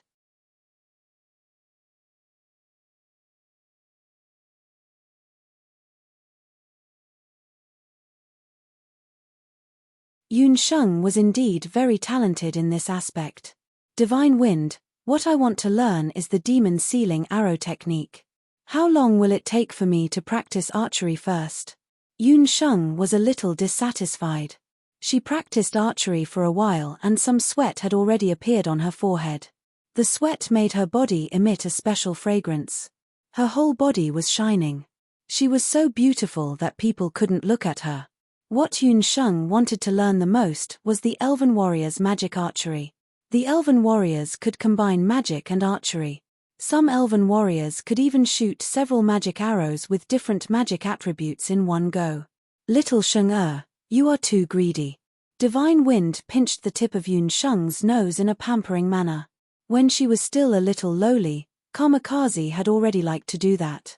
But when he touched the girl's smooth skin again, a touch of tenderness emerged from the bottom of his heart. But most elves know high-level magic. Only I don't know anything. Yun Sheng was tired of practicing and simply sat down, regardless of any ladylike etiquette. It's not a shameful thing to not know high-level magic.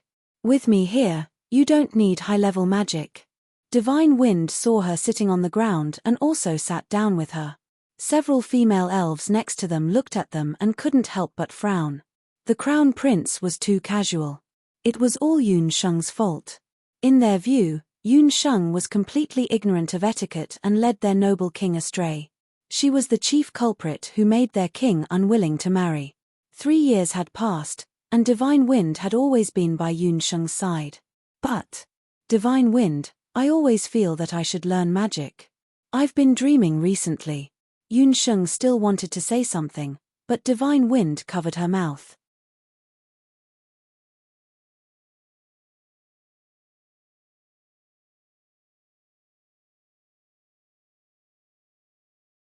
Chapter 494.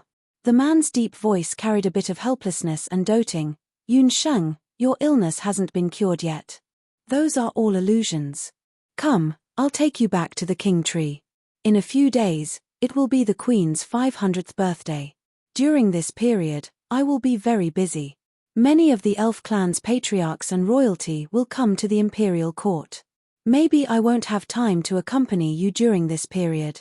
But I promise you, once the birthday is over, I will teach you the real demon sealing arrow technique. Divine Wind's tone was like a husband who was worried about his new wife's loneliness. Just at this time, the elf queen walked over from the side. After hearing Divine Wind's words, her expression was a bit strange. Queen Mother. Divine Wind took Yun Sheng's hand and led her to bow to the elf queen. Feng, I was looking for you. The birthday banquet is in a few days. The patriarchs of the 4 elven clans have already rushed to the imperial court. You will go and greet them as the Queen Mother. Although the elf queen had accepted that Yun Sheng was living in the elf imperial court, she still had some grudges against Yun Sheng. The disaster that happened 3 years ago in Icefall City was still vivid in her mind. That was the largest casualty the elf clan had ever suffered since the establishment of the immortal residence country. And all of this was caused by this woman in front of her. After hearing this, Divine Wind somewhat apologetically whispered to Yun Sheng. Yun Sheng blinked, indicating that she understood. Divine Wind could only go and prepare to greet the 4 patriarchs. Yun Sheng bowed and was about to leave.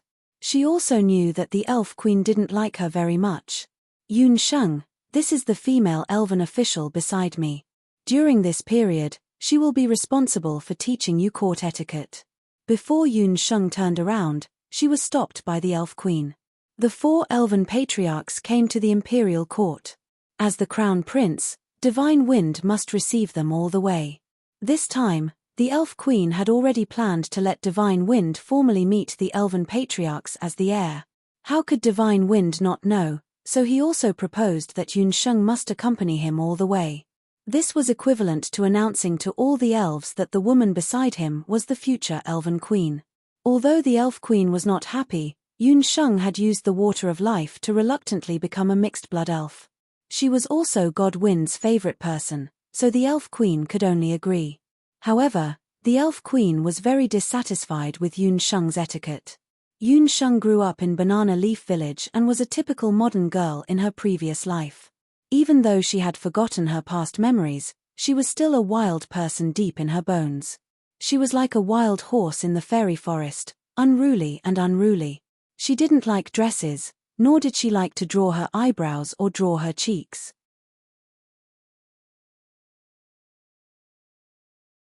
Usually, this was nothing.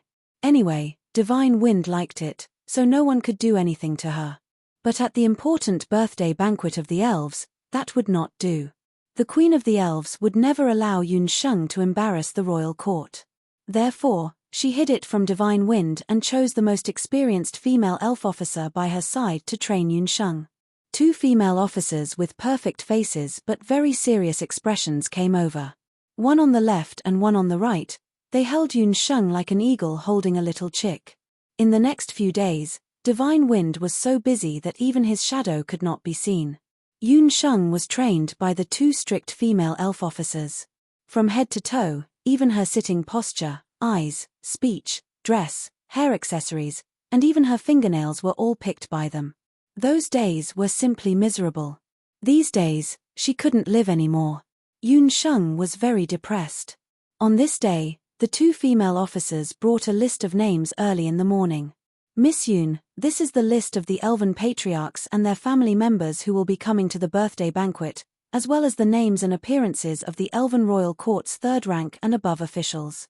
You must remember all of them by today. This way, you won't be rude at the birthday banquet in 2 days. The female officers had been with Yun Sheng for 3 or 4 days and had a general understanding of her temper. Her appearance was needless to say. Although she looked different from ordinary elves, she had a very special kind of beauty. This kind of beauty with a bit of wildness was probably what attracted the Divine Wind King the most. Although she rejected that set of etiquette, she would still work hard to learn for the sake of the Divine Wind King. Moreover, She was very smart and could understand with just a little bit. There were only things she was not willing to do, there was nothing she could not learn. With such an elven queen, the Divine Wind King's future children would definitely be very smart and beautiful. The female elves nodded in satisfaction. After enduring for 3 days, she still had to endure for 2 more days. Yun Sheng was a bit discouraged when she heard this. She glanced at the thick list of names. 2 female officers. I will definitely remember this list. You have been busy for 2 days, and there are still a lot of things to do in the royal court to prepare for the birthday banquet. Why don't you go and help?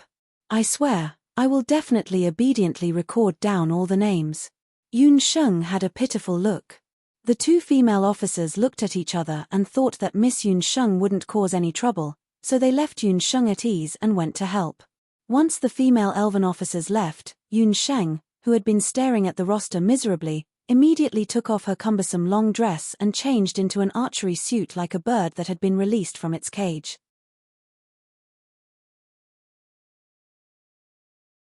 She gently jumped out of the window and slipped out of the Elven King tree.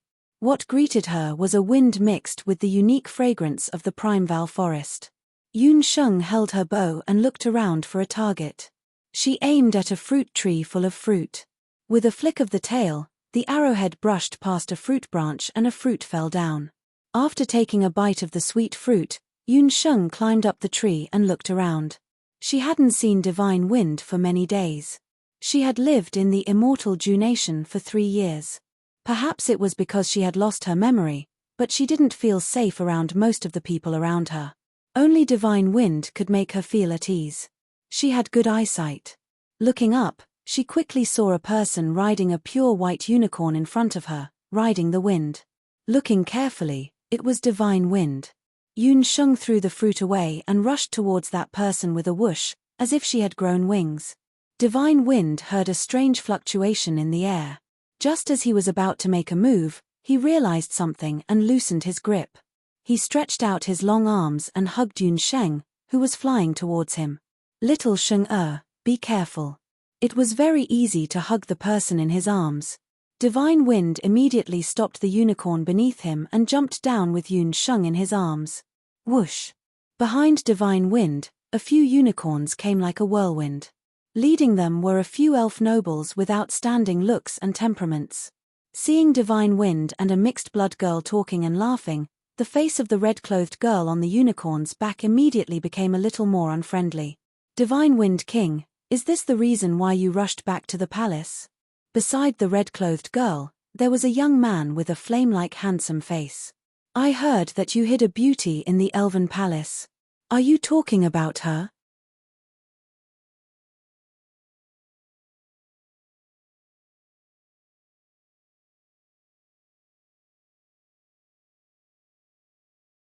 Chapter 495. When Divine Wind heard the other party's teasing tone, a rare blush appeared on his face. Yun Sheng also looked behind Divine Wind curiously.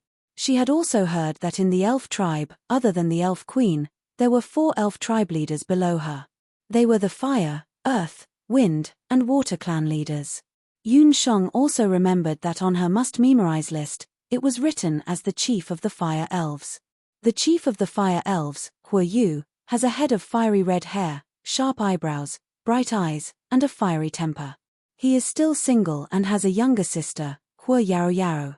Most of the elves behind them had red hair and emitted the aura of fire magic elements. Needless to say, they were all from the Fire Elf clan. The Fire Elf clan was passionate and bold, and Hua Yu was a typical straightforward person. He was a few years older than Divine Wind and had a good personal relationship with him. He usually spoke without thinking. Divine Wind originally liked to travel. Before he and Hua Yu inherited the position of clan leader, the two of them were typical friends. However, since 3 years ago, Divine Wind suddenly changed his mind and decided to inherit the position of crown prince. He almost never left the imperial court.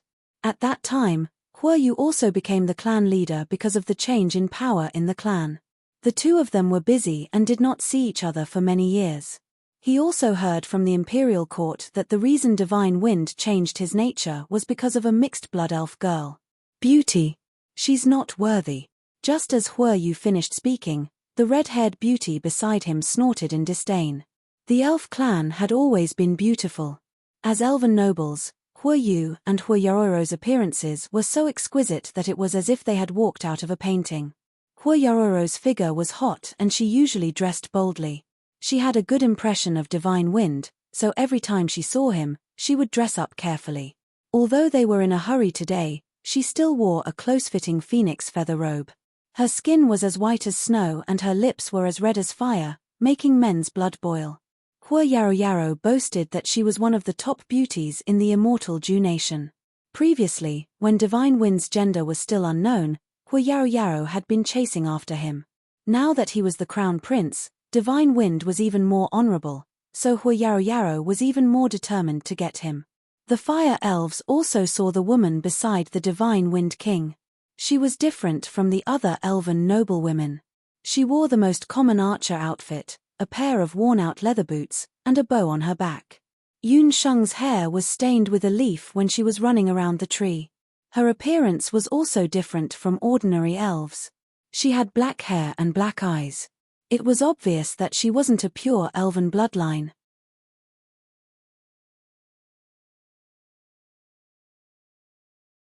This woman, who looked no different from a wild monkey in the forest, was actually the beauty hidden by the immortal residence's Holy Wind King. Hua Yaroro's jealousy was self-evident. Yun Sheng also heard the unfriendly tone in Hua Tian's voice. She pretended to ask casually, "Divine Wind, who is she?" "Mph, I'm the immortal keeper nation's #1 beauty, Hua Yaro." Hua Yaro became even angrier after seeing Shen Feng's indifference. "Phut!" Yun Sheng couldn't help but laugh. Hua Yaroro's face paled. "What are you laughing at? Have you ever seen a more beautiful elf than me? I've seen one before. Divine Wind is better looking than you." Yun Sheng pointed at Divine Wind. Divine Wind's appearance was also at the top of the elf race. His face was originally suitable for both males and females. Back then, for Yun Sheng, he officially changed his gender. If it was before, he could be said to be much more beautiful than Hua Yaro. Yun Sheng had also sighed with emotion when she saw Divine Wind's face. If a man looked like this, how could the women of the continent live? If there's anything that Divine Wind is inferior to you, Yun Sheng glanced at Hua Yaroro's chest, which was as majestic as a cow's. His chest is a bit flat. Ha ha ha. Hua Yu was laughing to the point that tears were about to come out.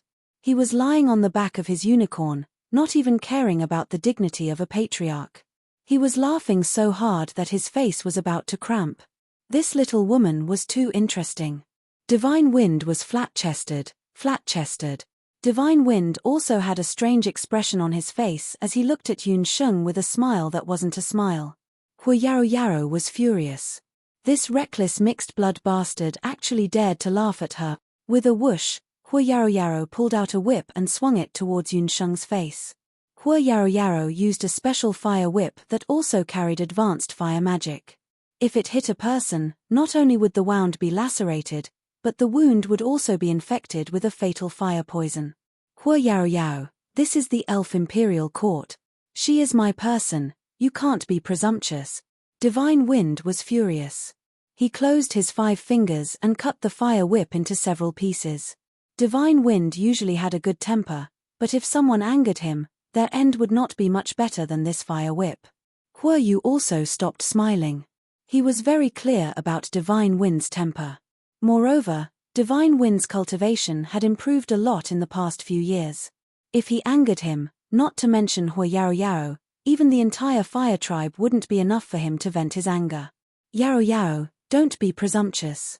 We are here to celebrate the Elf Queen's birthday, not to cause trouble. Hua Yu understood that Yun Sheng was Divine Wind's most important person. He gave his sister a look.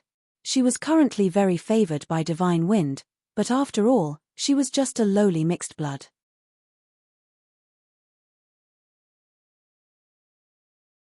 With such an identity, it was impossible for her to become the Elf Queen. Hua Yaro was different. She was a pureblood and came from the oldest fire elf clan. She was also the sister of the clan leader. Most of the men and women of this clan were outstanding in appearance and were proficient in fire magic. They were the first vanguard team when the elf clan was attacked by foreign enemies. Therefore, they had always been highly valued and roped in by the elf imperial court. Several elven empresses and elven monarchs of the elven royal court were fire elves. If the previous elven imperial husband hadn't been chosen by the elf queen, the previous elven imperial husband would have been someone from the fire elf clan. Hua Yarou didn't dare to really anger Divine Wind. She glared at Yun Sheng and resentfully withdrew her hand. After the fire elf clan leader arrived, the other 3 elf clan leaders also arrived one after another. The elf king tree, which was usually quiet, also became lively. From time to time, all kinds of elves could be seen riding luxurious elven carriages to the elf imperial court. After the incident with the fire elf clan, Divine Wind was afraid that these elven nobles would find trouble with Yun Sheng again. Therefore, he simply let Yun Sheng stay in the inner palace. 2 days passed like this, and it was the elf queen's 500th birthday. Yun Sheng was pulled up by 2 female elven officials early in the morning. From the day before dawn, they were busy all the way until the sun was high in the sky. Yun Sheng was dressed from head to toe. Hua Yaroiro's sarcastic words about Yun Sheng somehow reached the ears of the 2 female officials. They were very dissatisfied with the other party's rudeness. The fire elf clan had always been domineering, and that Hua Yarou was even more outrageous. How long had she been in the elf imperial court? It was just that the elven queen's attitude towards her was slightly better, so she became unbridled. In the past 2 to 3 days, she had already beaten and scolded several palace maids. She even used the tone of the future elven queen to criticize the palace maids and court officials. In contrast, although Yun Sheng was a little wild and hard to tame, she was modest and amiable. She got along well with most of the palace's people. The 2 female officials discussed in private. They must suppress Hua Yaroiro's momentum. Didn't she boast of being the immortal keeper nation's #1 beauty? Then they would let her see what was called the elf kingdom's #1 beauty.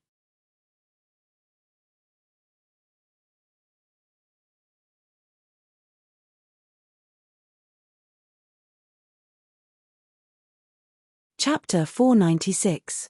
The female officials did their best to help Yun Sheng dress up. Yun Sheng's foundation was already very good. She had fused with the elven hellfire, and her body had been repeatedly cleansed by the water of life. Her face was like fire, and her bones were like water. Water was her bones, and fire was her appearance. She was a combination of purity and flirtatiousness. Her long hair was woven into exquisite little braids by the female officials' skillful hands. Her forehead hair was tied up high. In order to hide the hellfire brand on her forehead, the female officials even chose an aquablue elven agate for her. Then, she changed into a 100 paces skirt made by the most outstanding elven tailor. When Yun Sheng finished dressing up, the female officials couldn't help but gasp. "Are you done? I can't even straighten my back." Yun Sheng had been dozing off for a while. When she saw herself in the mirror, she couldn't help but be startled. Her lips were red, and her face was like winter snow. There was a slight blush on her face, and the dozens of little braids made her look very lively. "Miss Yun, the Divine Wind King will definitely like your current appearance." The female elven officials also had a satisfied look on their faces. Yun Sheng and the female officials walked out. On the day of the Imperial Court's birthday banquet, the entire immortal Ju nation celebrated for 10 days. The birthday banquet was set at the crown of the king tree. Countless elves dressed in beautiful clothes had already taken their seats. Divine Wind and the several clan leaders were talking and laughing. "Crown Prince, Miss Yun is here," a palace attendant at the side reminded Divine Wind. Divine Wind immediately revealed a smile. He was also dressed in formal attire today. It was an emerald golden prince's robe, and his golden hair was meticulously combed behind his head. His entire person exuded a sense of nobility, completely different from the dissolute soldier of the past. Yun Sheng had never appeared in front of so many people since coming to the immortal Ju nation. As soon as she walked into the birthday banquet, all the voices at the banquet disappeared. There was a moment of silence. She couldn't clearly hear what people were saying. She only saw Divine Wind quickly walking over. When Divine Wind saw Yun Sheng, there was a trace of amazement in his eyes. Little Sheng was so beautiful today that he found it difficult to breathe. Divine Wind, is my outfit embarrassing? Why is everyone staring at me? Yun Sheng was a little nervous. Shen Feng smiled, his face full of joy. He raised his hand and gently pinched the tip of Yun Sheng's nose. Very beautiful. Yun Sheng has always been perfect in my heart. With that, he held Yun Sheng's hand tightly and led her around to greet the elven nobles and ministers. Hua Yarrow and Hua Yu stood in a corner of the royal court. When she saw Yun Sheng appear, Hua Yarrow crushed the cup in her hand.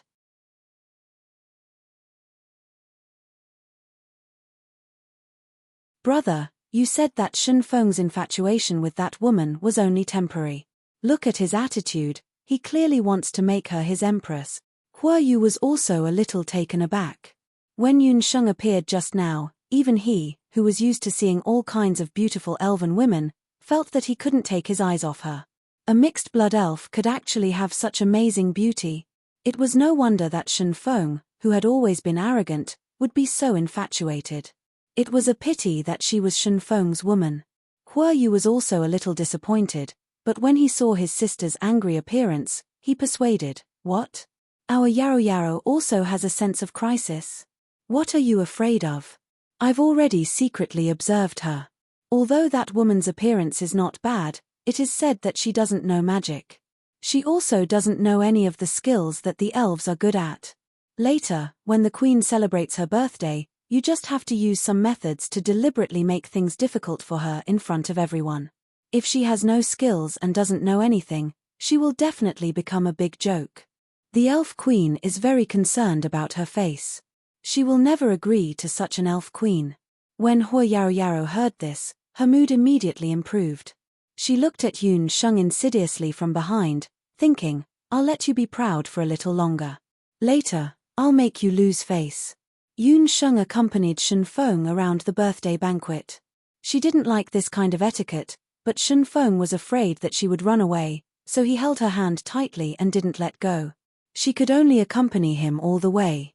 It wasn't until the ceremony officer in the palace announced the start of the birthday banquet that Yun Sheng and Shen Feng sat down together. At the birthday banquet, there were all kinds of good wine and delicious fruits. Yun Sheng was too lazy to listen to the polite words of the elven nobles and just ate by herself. The elves' winemaking skills were very good. Yun Sheng drank the pomegranate wine in the cup. It was sweet and delicious, so she drank a few more cups in a moment of greed. When Shen Feng found out, she had already secretly drunk 4 or 5 pots. This kind of wine seemed sweet, but in fact, it was very strong. Shen Feng was so scared that he immediately took the wine pot away. Yun Sheng burped and her cheeks flushed red. She felt that the atmosphere around her was a little strange. There was a provocative voice in her ear. "It's the Elven Queen's birthday. As the Divine Wind King's confidant, did Miss Yun also prepare a birthday gift?" Hua Yarrow saw that Yun Sheng's face was like a peach blossom, and Shen Feng was feeding her fruits from time to help her get rid of the alcohol. That expression and action made Hua Yarrow clench her teeth so hard that they almost broke. Jealousy grew in her heart like crazy. She had just performed a dance that attracted the cheers of the entire hall.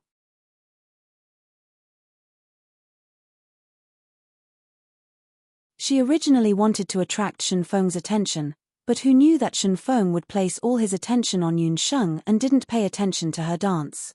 This made Hua Yarrow even more annoyed. Birthday gift. Yun Sheng was still a little absent-minded. The entire immortal Jew country belonged to the Elven Queen. What kind of treasures could she not have? If you don't have a birthday gift, then do you know how to sing and dance? Everyone in the elven race can sing and dance. Hua Yarrow guessed that Yun Sheng couldn't possibly know how to sing and dance. A lowly mixed blood elf who didn't know how to do anything, what right did she have to monopolize all of the Divine Wind King's favor? Yun Sheng still didn't say a word. Shen Feng held her hand and felt that her hand was cold. The elven nobles and elven ministers on the side all began to discuss, criticizing Yun Sheng. Just now, when Yun Sheng appeared, her beauty that was different from the fairies had indeed dazzled many people. However, as the confidant of the Holy Wind King, if she didn't have any skills, such a woman would at best be nothing more than a flower vase. The Elven Queen's face was also very dark. She could see that Hui Yaro was looking for fault. But if Yun Sheng really wanted to become the Elven Queen in the future, she had to be able to handle any situation. Shen Feng loved her and doted on her, but in the end, he couldn't protect her forever. For a woman, especially the mistress of the Elven royal court, just the Empress' favor wasn't enough to make her stand. Hui Yao, you want to see my skills, right? This king will perform. Shen Feng saw that Yun Sheng's eyes were dim and her long eyelashes were drooping. She looked a little helpless, so he felt very distressed. He squeezed her hand, silently comforting her. Suddenly, Yun Sheng pulled her hand back and pressed Shen Feng's hand down. She stood up with a whoosh sound, her black eyes flickering. In order to let Xiao Sheng quickly recover her memory, monthly votes are thrown over. Double the last day bird, roar, there will be a surprise with more votes. Everyone, remember to check if there are any more monthly votes. That's all, I'm leaving. Good night everyone.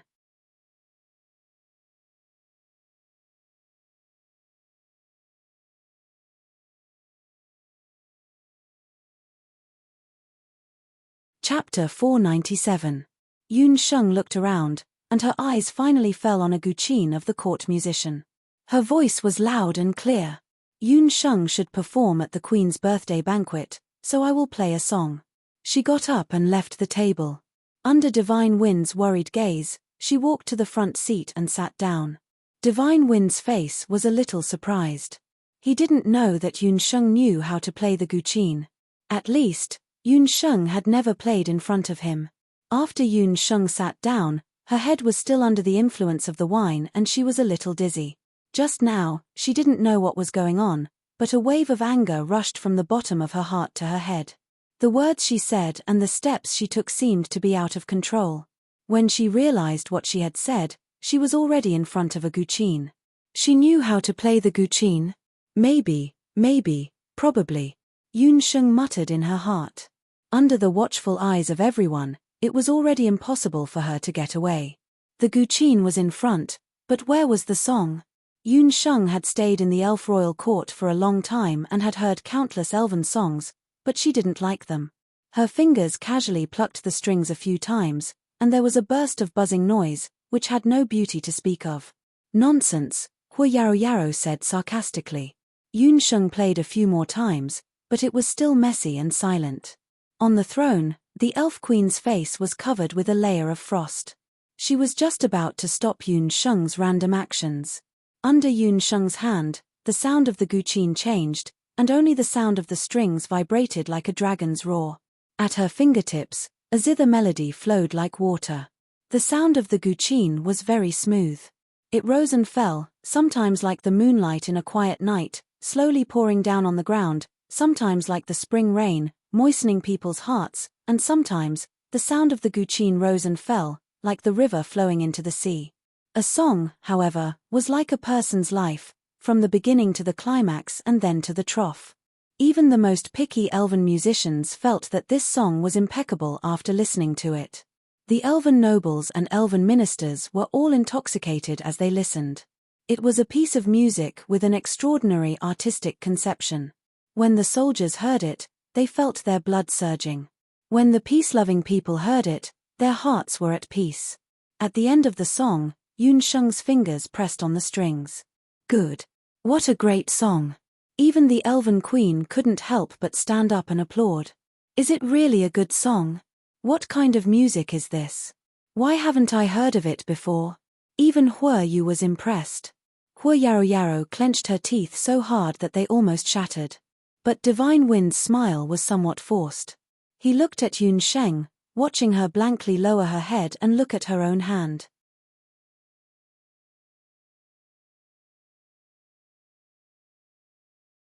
Divine Wind remembered that when Yun Sheng was rescued, she was wearing a ring, a magic scepter, and a zither.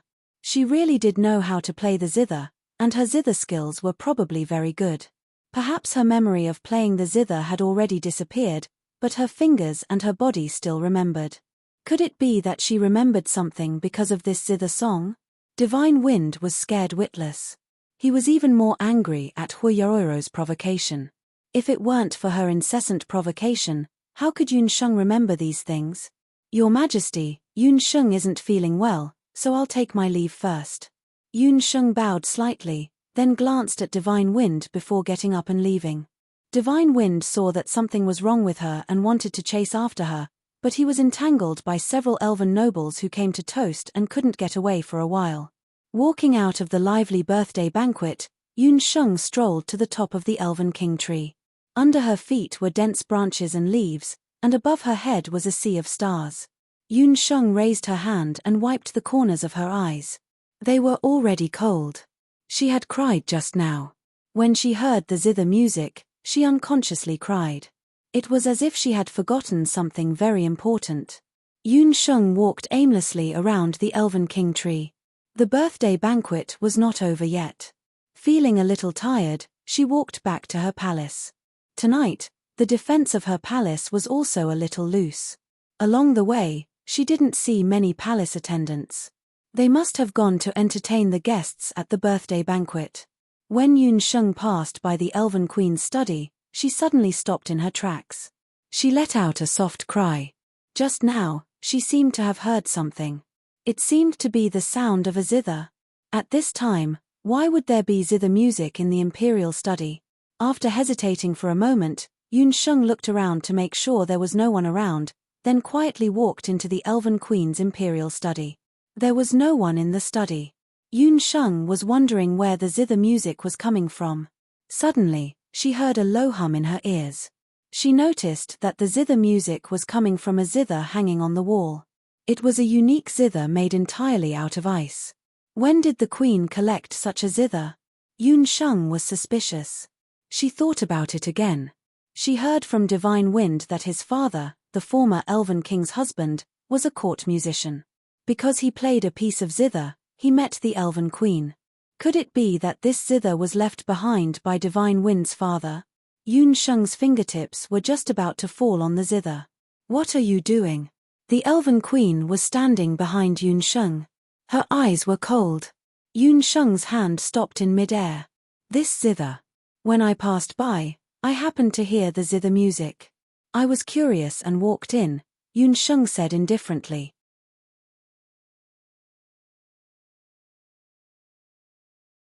The zither was still humming, intermittently. Listening to it in the middle of the night, it was like a woman crying in the dark. The Elven Queen's expression changed slightly. This zither originally belonged to Yunsheng. When the 1,000-year-old ice zither was sent over, the Elven Queen saw it and liked it very much. Divine Wind was also worried that Yunsheng would arouse unnecessary thoughts, so he handed it over to the Elven Queen for safekeeping. Hanging on the wall, the ice zither had always been used for appreciation. Until tonight, when Yunsheng played that piece of zither music, the ice zither started humming spontaneously. As if it was predestined, perhaps the ice zither also didn't want to be hung in the study in name only. The Elven Queen thought in her heart. She struggled for a moment. The zither music you played tonight was very good. As a reward, this zither. I'll give it to you. Although she knew that this zither might evoke some memories of Yunsheng, the Elven Queen still decided to follow her heart.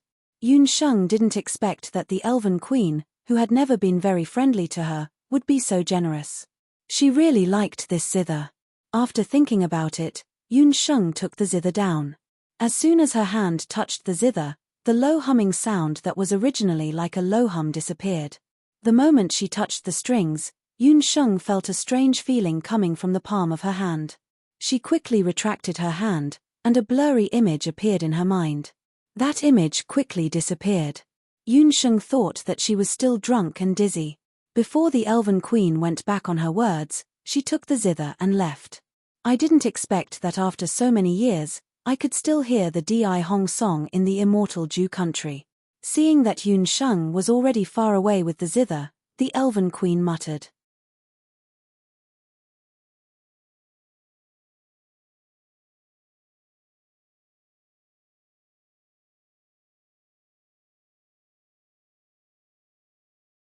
Chapter 498. What was even more unexpected was that the person who could play the Di Hong song to such a degree was not from the Di Hong city. The Elf Queen fell into deep thought. She vaguely remembered when she was not the Elf Queen yet. She left the immortal Jew country alone and met a high-spirited youth on the way. It was also a zither. The lingering sound of the zither became her deepest memory in her teenage years. Unfortunately, she was the elf crown prince and shouldered the heavy responsibility of the immortal Jew country's elves. The youth was the heir of the Di Hong city. The two shouldered different missions. After they separated, they were in different places. The lifespan of the human race was limited, while the elves had a long lifespan.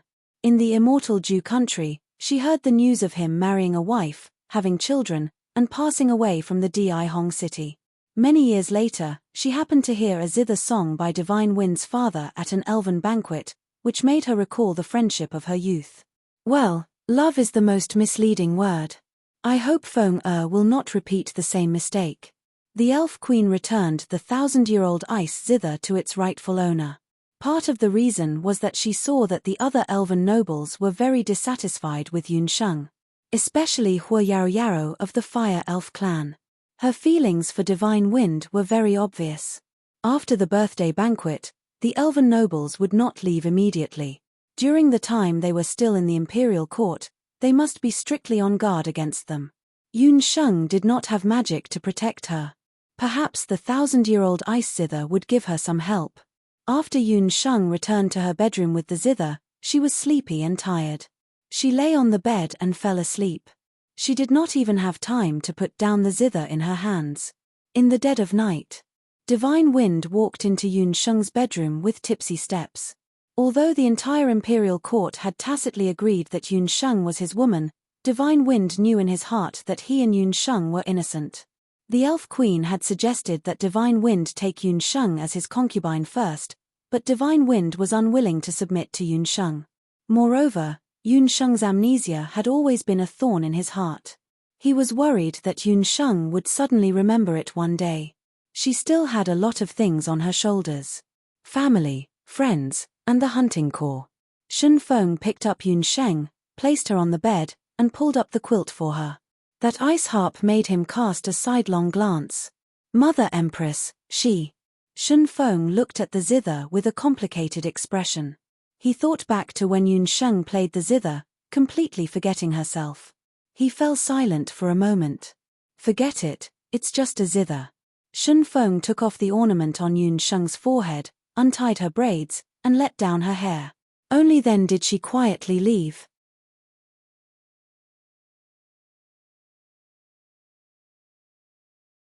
A few days after the birthday banquet, Yun Sheng's life returned to normal as the elven nobles left one after another. She didn't mention the zither incident at the birthday banquet again, and Kamikaze didn't ask when Yun Sheng learned how to play the zither. Both of them had a tacit understanding not to mention it. Following their agreement, Kamikaze continued to teach Yun Sheng the demon sealing arrow technique. Yun Sheng quickly grasped the gist of it. Yun Sheng, take a rest first. Kamikaze saw that Yun Sheng's progress was very fast. In 3 days, she could already shoot more than 5 demon-sealing arrows in a row. Yun Sheng was still a bit unwilling, but she resentfully put down the arrow. Kamikaze, so you were here, accompanying the little beauty to shoot arrows. The two siblings, Hua Yu and Hua Yaro Yaro, walked over. Most of the elven nobles had already left. Only this pair of siblings remained in the royal court. HMPH, showy but impractical. Hua Yaro Yaro had been wanting to drag Kamikaze to play with her for a while now. Who knew that he would always use the excuse of teaching Yun Sheng the demon-sealing arrow technique to refuse her. It wasn't easy for her to find out that Kamikaze was teaching Yun Sheng archery in this area, so she persuaded her brother to come with her. Kamikaze, this is your fault. You let the little beauty practice being a dead target here. She will only be able to shoot dead targets for the rest of her life. In my opinion, to truly learn the demon-sealing arrow technique, she must practice being a live target. Hua Yu saw that Kamikaze was displeased and hurriedly tried to smooth things over. Hua Yu, if there's nothing else, you and Hua Yaro Yaro should return to the Fire Tribe. I heard that the area around the fire tribe has not been peaceful recently. How could Kamikaze not hear the provocation in Yaro's words, but she was still a guest of the royal court. He couldn't scold her, so he could only send her off. When Yaro heard this, she bit her lip and raised her eyebrows at Yunsheng. Half-blood, do you dare to compete with me in archery? Yao. Kamikaze was furious. Kamikaze, you are overprotective. She can't live under your protection for the rest of her life. Yu also didn't understand why Kamikaze was so protective of this half-blood elf girl. Kamikaze's temperament wasn't like this. Kamikaze, they are right. I also want to try archery in combat. Didn't you say that the real warriors of the elf clan have experienced life and death battles? Yao, tell me, how do you want to compete? Yunsheng also lost her temper. Yaro's hostility was inexplicable. She also understood that Kamikaze's protection of her had attracted a lot of criticism from the nobles and ministers of the elf clan. She didn't want to make things difficult for Kamikaze. She wanted to let the elves know that even without Kamikaze's protection, she could still protect herself.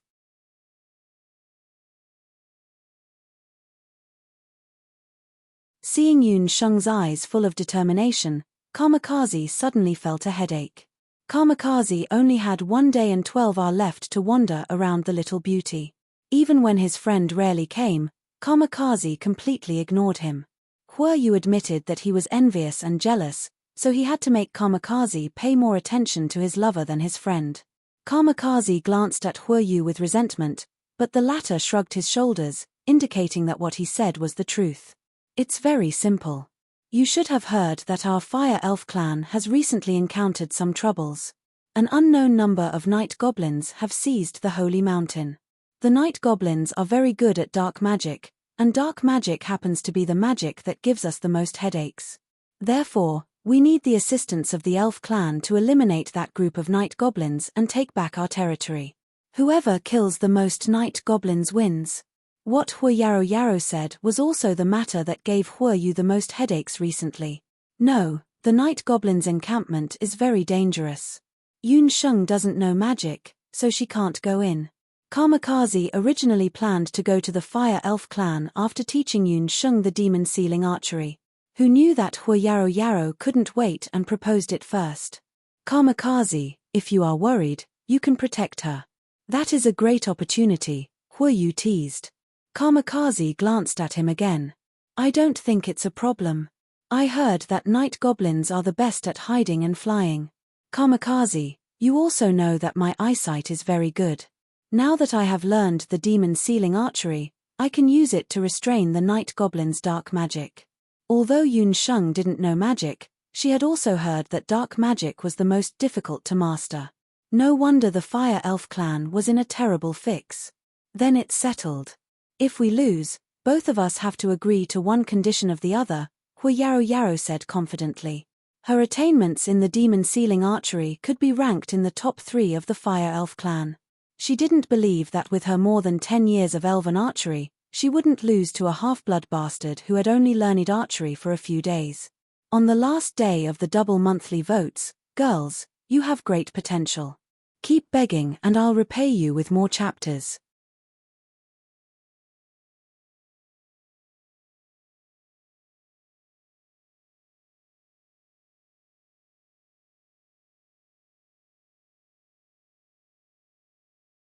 Chapter 499. In the royal study of the Elven Queen, a few female officials were cleaning the study. One of the female officials accidentally touched a box engraved with beautiful patterns, and the box fell to the ground. Why are you so clumsy? Quickly place the box properly. If the queen sees it, she will definitely scold you, the female official reprimanded. The female official who had slipped up hurriedly placed the box properly. After cleaning the study, the female officials left. The box was still placed properly. In a corner of the study, there was a flash of light in an inconspicuous shabby ring. A magical space appeared in the royal study of the Elven Queen. In the magical space, a chubby, pink egg revealed its true appearance. Pop pop, where did my dear master go? The puffed egg was muddle-headed. It remembered that it had fallen into the hands of the elven queen. Then, the old witch used a special magic seal to imprison it in the orc language ring, causing it to lose contact with its little master. 3 years had passed since then. If the female official had not accidentally smashed the box and broken the magic seal on the box, it would have been trapped in the box for the rest of its life. Pop pop, there is the scent of my little master. The puffed egg was sensitive enough to smell Yun Sheng's scent. It carefully hid its body and slipped out of the royal study. After strolling around the elven king tree, the puffed egg found traces of Yun Sheng. It originally wanted to pounce on her and give its little master a longing hug. But it noticed that the elven queen, who had sealed it earlier, was sending off the elven warriors. Its little master was also in the group. Looking at her, it seemed like she did not know anything. The elven warriors rode on their unicorns and left the elven king tree. The puffed egg thought for a while and followed behind, tailing Yun Sheng all the way. The unicorns were very tame, but they were much faster than ordinary magic beasts. Yun Sheng rode on the unicorns and passed through the clouds. The beautiful scenery of the immortal residence nation was completely seen by her. It's a deal, Yun Sheng agreed without hesitation. The special thing about the demon sealing arrow was the demon sealing magic on the arrow. This kind of magic didn't need to be chanted. It only needed to be smeared on the arrowhead with the blood of the snow wyvern, which was unique to the elves. In order to compete with Hua Yaro Yaro, Yun Sheng had prepared some devil-sealing arrows. Divine Wind deliberately gave one of his storage rings to Yun Sheng. Yun Sheng also placed the Millennium Ice Zither inside. Although it was a trial, she always had a feeling that this trial would not be so simple. Divine Wind reported this matter to the Elf Queen, and the Elf Queen did not have any objections. The Night Goblin clan was getting more and more arrogant these days. It was time for someone to clean them up.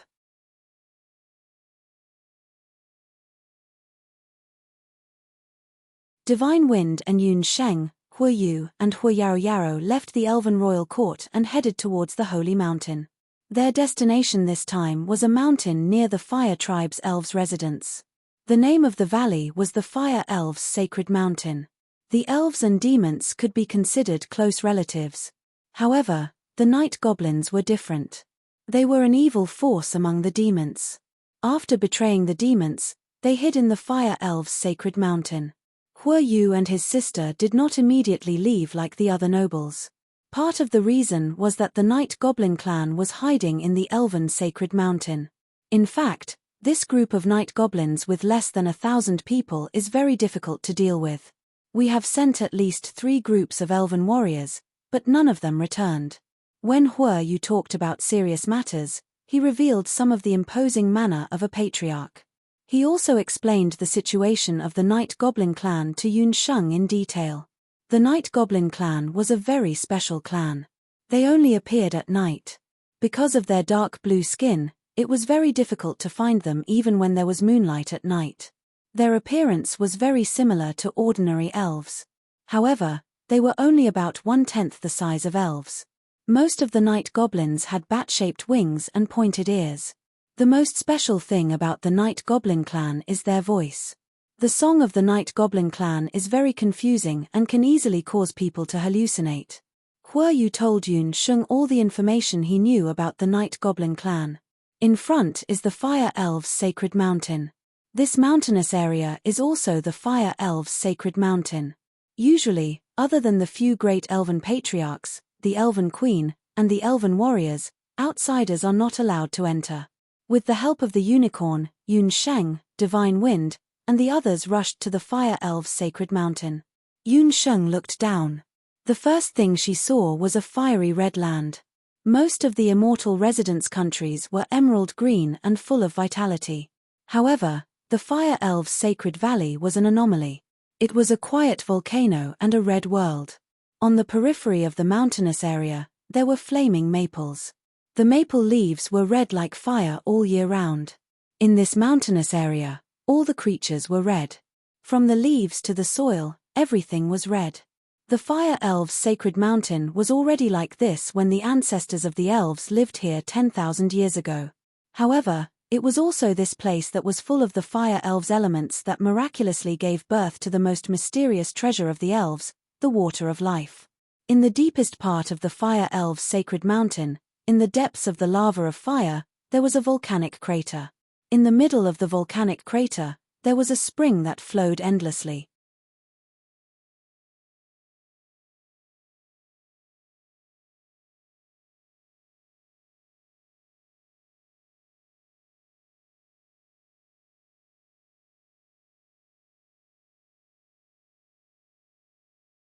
Chapter 500. From afar, Yunsheng could see a mountain that was about 3,000 to 4,000 meters above sea level. At the top of the mountain, there was a crater. The crater of the volcano was filled with hot magma. The hot environment made people's physical strength deplete faster. Semi-dormant meant that the volcano was likely to erupt at any time. It was also possible that it would be dormant for a long time. However, even the fire elves who had lived beside the elf volcano for a long time could not figure out the pattern of this semi-dormant volcano. According to Hua Yu, this semi-dormant volcano had 2 seasons in a year that were relatively safe, spring and autumn. Yunsheng and the others chose to enter the sacred mountain of the fire elves in autumn. It's daytime now, and we haven't seen the night goblins yet. We need to wait until nighttime when the temperature is slightly lower before we set off. Hua Yu and Divine Wind each led a team of elven warriors. Even the fire elves felt a little strenuous when they entered the sacred mountain of fire. This also surprised Hua Yu, Hua Yarou, and the others. They thought that Yunsheng, who did not have a magical physique, would not be able to get close to the sacred mountain of the fire elves. However, the truth was the opposite. Yunsheng was in high spirits all the way. After entering the sacred mountain of the fire elves, she did not even sweat. Looking at her appearance, she did not have any reaction to the high temperature around her. Hua Yu could not help but wonder what kind of mixed blood elf Yunsheng was. Earlier, he had also privately probed Divine Wind, but Divine Wind was unwilling to say a word. This, on the contrary, made Yunsheng's background even more bizarre. Only Divine Wind knew that the reason why Yunsheng was not afraid of the high temperature of the sacred mountain of the fire elves was because of the Hellfire Elf brand on her forehead. 3 years ago, the Elven Queen cured Yunsheng. However, at the same time, she added a seal to the Hellfire Elf brand on Yunsheng's forehead. It was this seal that sealed all of Yunsheng's memories and the fact that she had the Hellfire Elf in her body. Yunsheng only knew that there was a faint red birthmark on her forehead. That was actually the seal of the Elven Hellfire. Yunsheng and the others waited at the entrance for half a day. It was only when night fell that the 2 groups of people set off again. Yunsheng, didn't we agree that it would be a competition between the 2 of us? You can't be thinking of hiding behind the Divine Wind King the entire time, right? Hua Yarou saw that the Divine Wind King was always by Yunsheng's side. Apart from being jealous, she was also secretly annoyed. Divine Wind had always been by Yunsheng's side, so how could she find an opportunity to strike?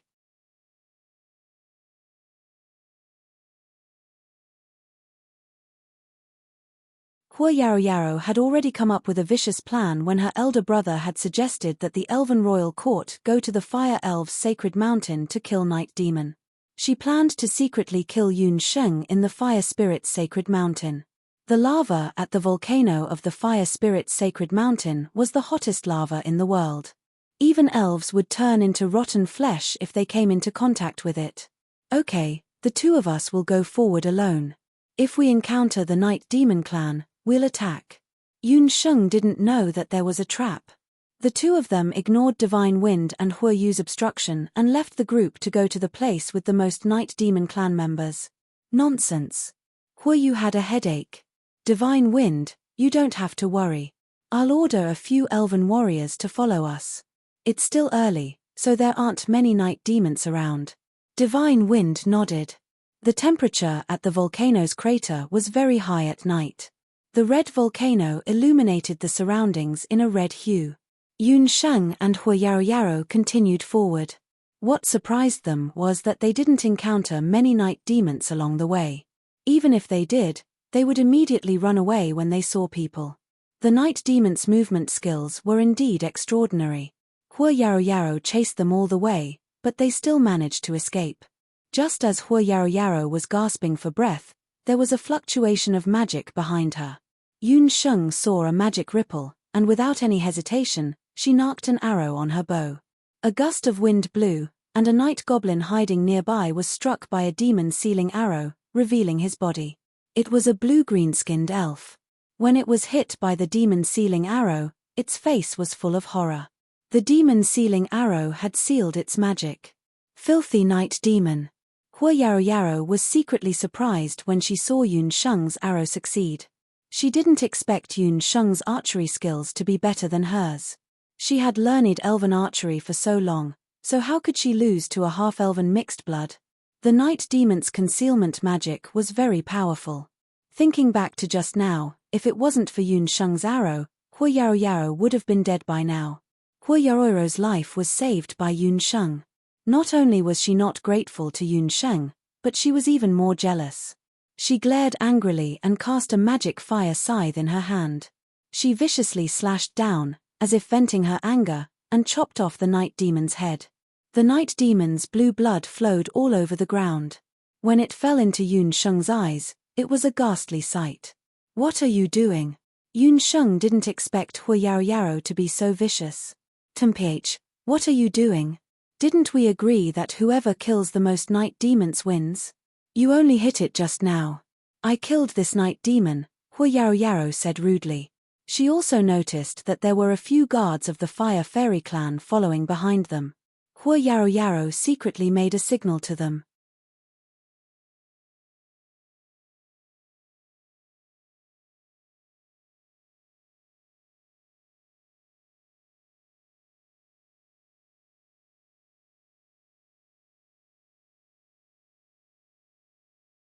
Chapter 501. Yun Sheng looked down again, but she still didn't see Divine Wind and the others. She thought that as long as she was careful, she wouldn't fall into Hua Yaro's trap. The two of them continued to go up. In front of them was a huge volcanic crater the size of a football field. The volcanic crater was filled with flames, but there were no signs of life. It was like a sea of fire, and the dormant lava that had been dormant for a long time was slowly flowing. The most shocking thing about this volcano was that there was a small island in the middle of the volcanic crater. Different from the other places in the Fire Elves' sacred mountain, this small island was actually a glacier island. The island wasn't big, only about 10 square meters in size. A few rugged ice rocks could be vaguely seen on the island, but apart from that, there was nothing else. Yun Sheng knew that there was a spring in the middle of the island. The elven race's most precious treasure, the water of life, was obtained from that spring. Yun Sheng was attracted by the picturesque scenery of the lava glacier island. For a moment, she forgot that she was traveling with Hua Yaro. A sinister smile appeared on Hua Yaro's enchanting face. She knew that people who saw the lava glacier island for the first time would show such an infatuated expression. The water of life, the elven race's most precious treasure, was no small matter. Hua Yaro took the opportunity to walk behind Yun Sheng. With a sudden push, she pushed Yun Sheng into the boiling lava. Puffed Egg, who had been sneakily following behind Yun Sheng, happened to see this scene. He saw Yun Sheng fall into the lava with his own eyes, and didn't even have time to call for help. Hua Yaro had a sinister smile on her face, as if her scheme had succeeded. The lava in the volcanic crater was scorching hot. Hua Yaro had once witnessed a brave elven warrior being instantly swallowed by the lava. Yun Sheng was only a half-breed. If she fell into the lava, she would definitely die without a complete corpse. Later, as long as she told Divine Wind that she and Yun Sheng had been separated for a long time, and that Yun Sheng had accidentally fallen into the crater, she believed that no one would suspect her anymore. Yun Sheng was pushed into the volcanic crater, and when her body was engulfed by the lava, an inconspicuous black shadow quickly rushed into the lava. Yun Sheng thought that she was going to die this time. The molten lava of the Fire Elves' sacred mountain would turn even steel into molten iron immediately. Although she was a half-spirit, she was still made of flesh and blood. But when she fell into the rolling lava, she didn't feel the pain and scalding heat that she had expected. She only felt waves of warmth, and she also felt that her body had obtained a mysterious power because of this lava. What's going on?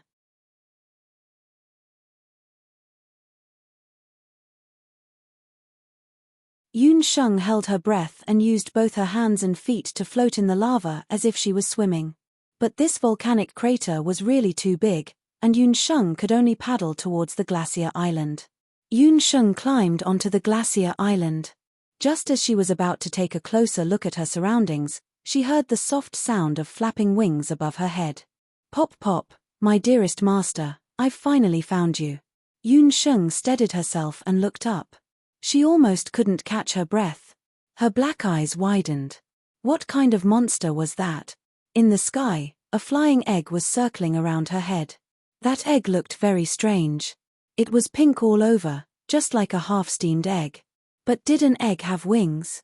The egg above her head had a pair of rather eye-catching white feathered wings. What kind of monster are you? Yun Sheng shivered. The demon sealing bow on her body had melted after falling into the volcanic crater. Now, she didn't have any weapons on her. Pop pop. Not a monster. That egg trembled agitatedly, as if it had been greatly humiliated. Immediately, tears burst out like a flood. The cries were extremely tragic. Yun Sheng could feel that because of its cries, the magma in the volcano, which was originally considered quiet, was faintly boiling. Damn, what kind of monster was this? Even a half-dormant volcano couldn't stand it anymore. Stop. Yun Sheng's scalp was about to explode from its crying. She didn't know why, but facing such a strange magical beast, Yun Sheng was not afraid. Instead, she felt very close to it. The puffed egg immediately stopped crying. It didn't forget to twitch a few times. Pop Pop is not a monster. Pop Pop is your natal summoned beast. You are a summoner. This is Master's beast language ring. Wear it, Master will be able to use the summoner's power. The puffed egg carefully placed the beast language ring on Yun Sheng's hand. When Yun Sheng saw the ring, she felt a sense of familiarity with it. She hesitated for a while, then put on the beast language ring. This feeling is so familiar. Yun Sheng didn't immediately regain her memory. She looked at the puffed egg. Just now, a very special force entered her body.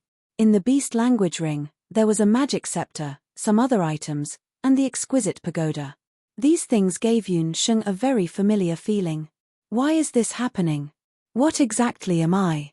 Yun Sheng tried hard to think, but her brain was still a mess. She couldn't remember anything. A slight wave of magic made a slight sound. Yun Sheng noticed that there was a wooden box in the ring. It was bouncing around as if it was filled with a living creature. At this time, she noticed that there was another box in the ring. It was as if there was a voice in her heart constantly reminding her to open the box. Yun Sheng opened the box. Inside was a skinny hand. The voice came from this hand. In her mind, there was a new term, summoning demon hand.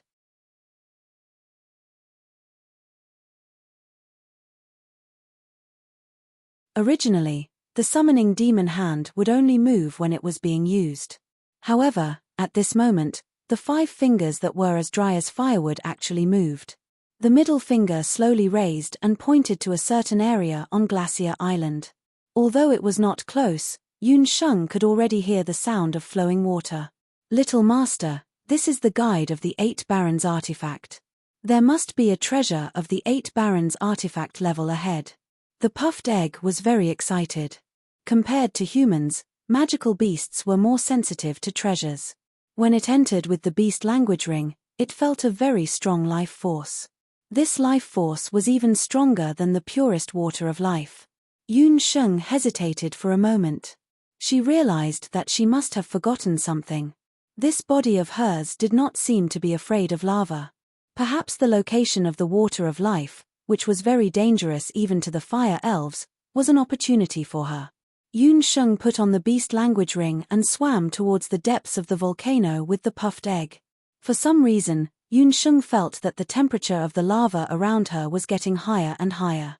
Her forehead started to sweat. The elven armor on her body couldn't withstand the temperature and was burned into rags. Her body suddenly felt cold. The temperature seemed to have dropped, You're tuning in to the Dreamy Chapters YouTube channel. We're so grateful for your support, and don't forget to subscribe to join us on this incredible journey through captivating stories. Your generosity through donations truly makes a world of difference, as it's the primary source of revenue that allows me to expand and enhance this channel for you. Thank you from the bottom of my heart for being a part of this adventure.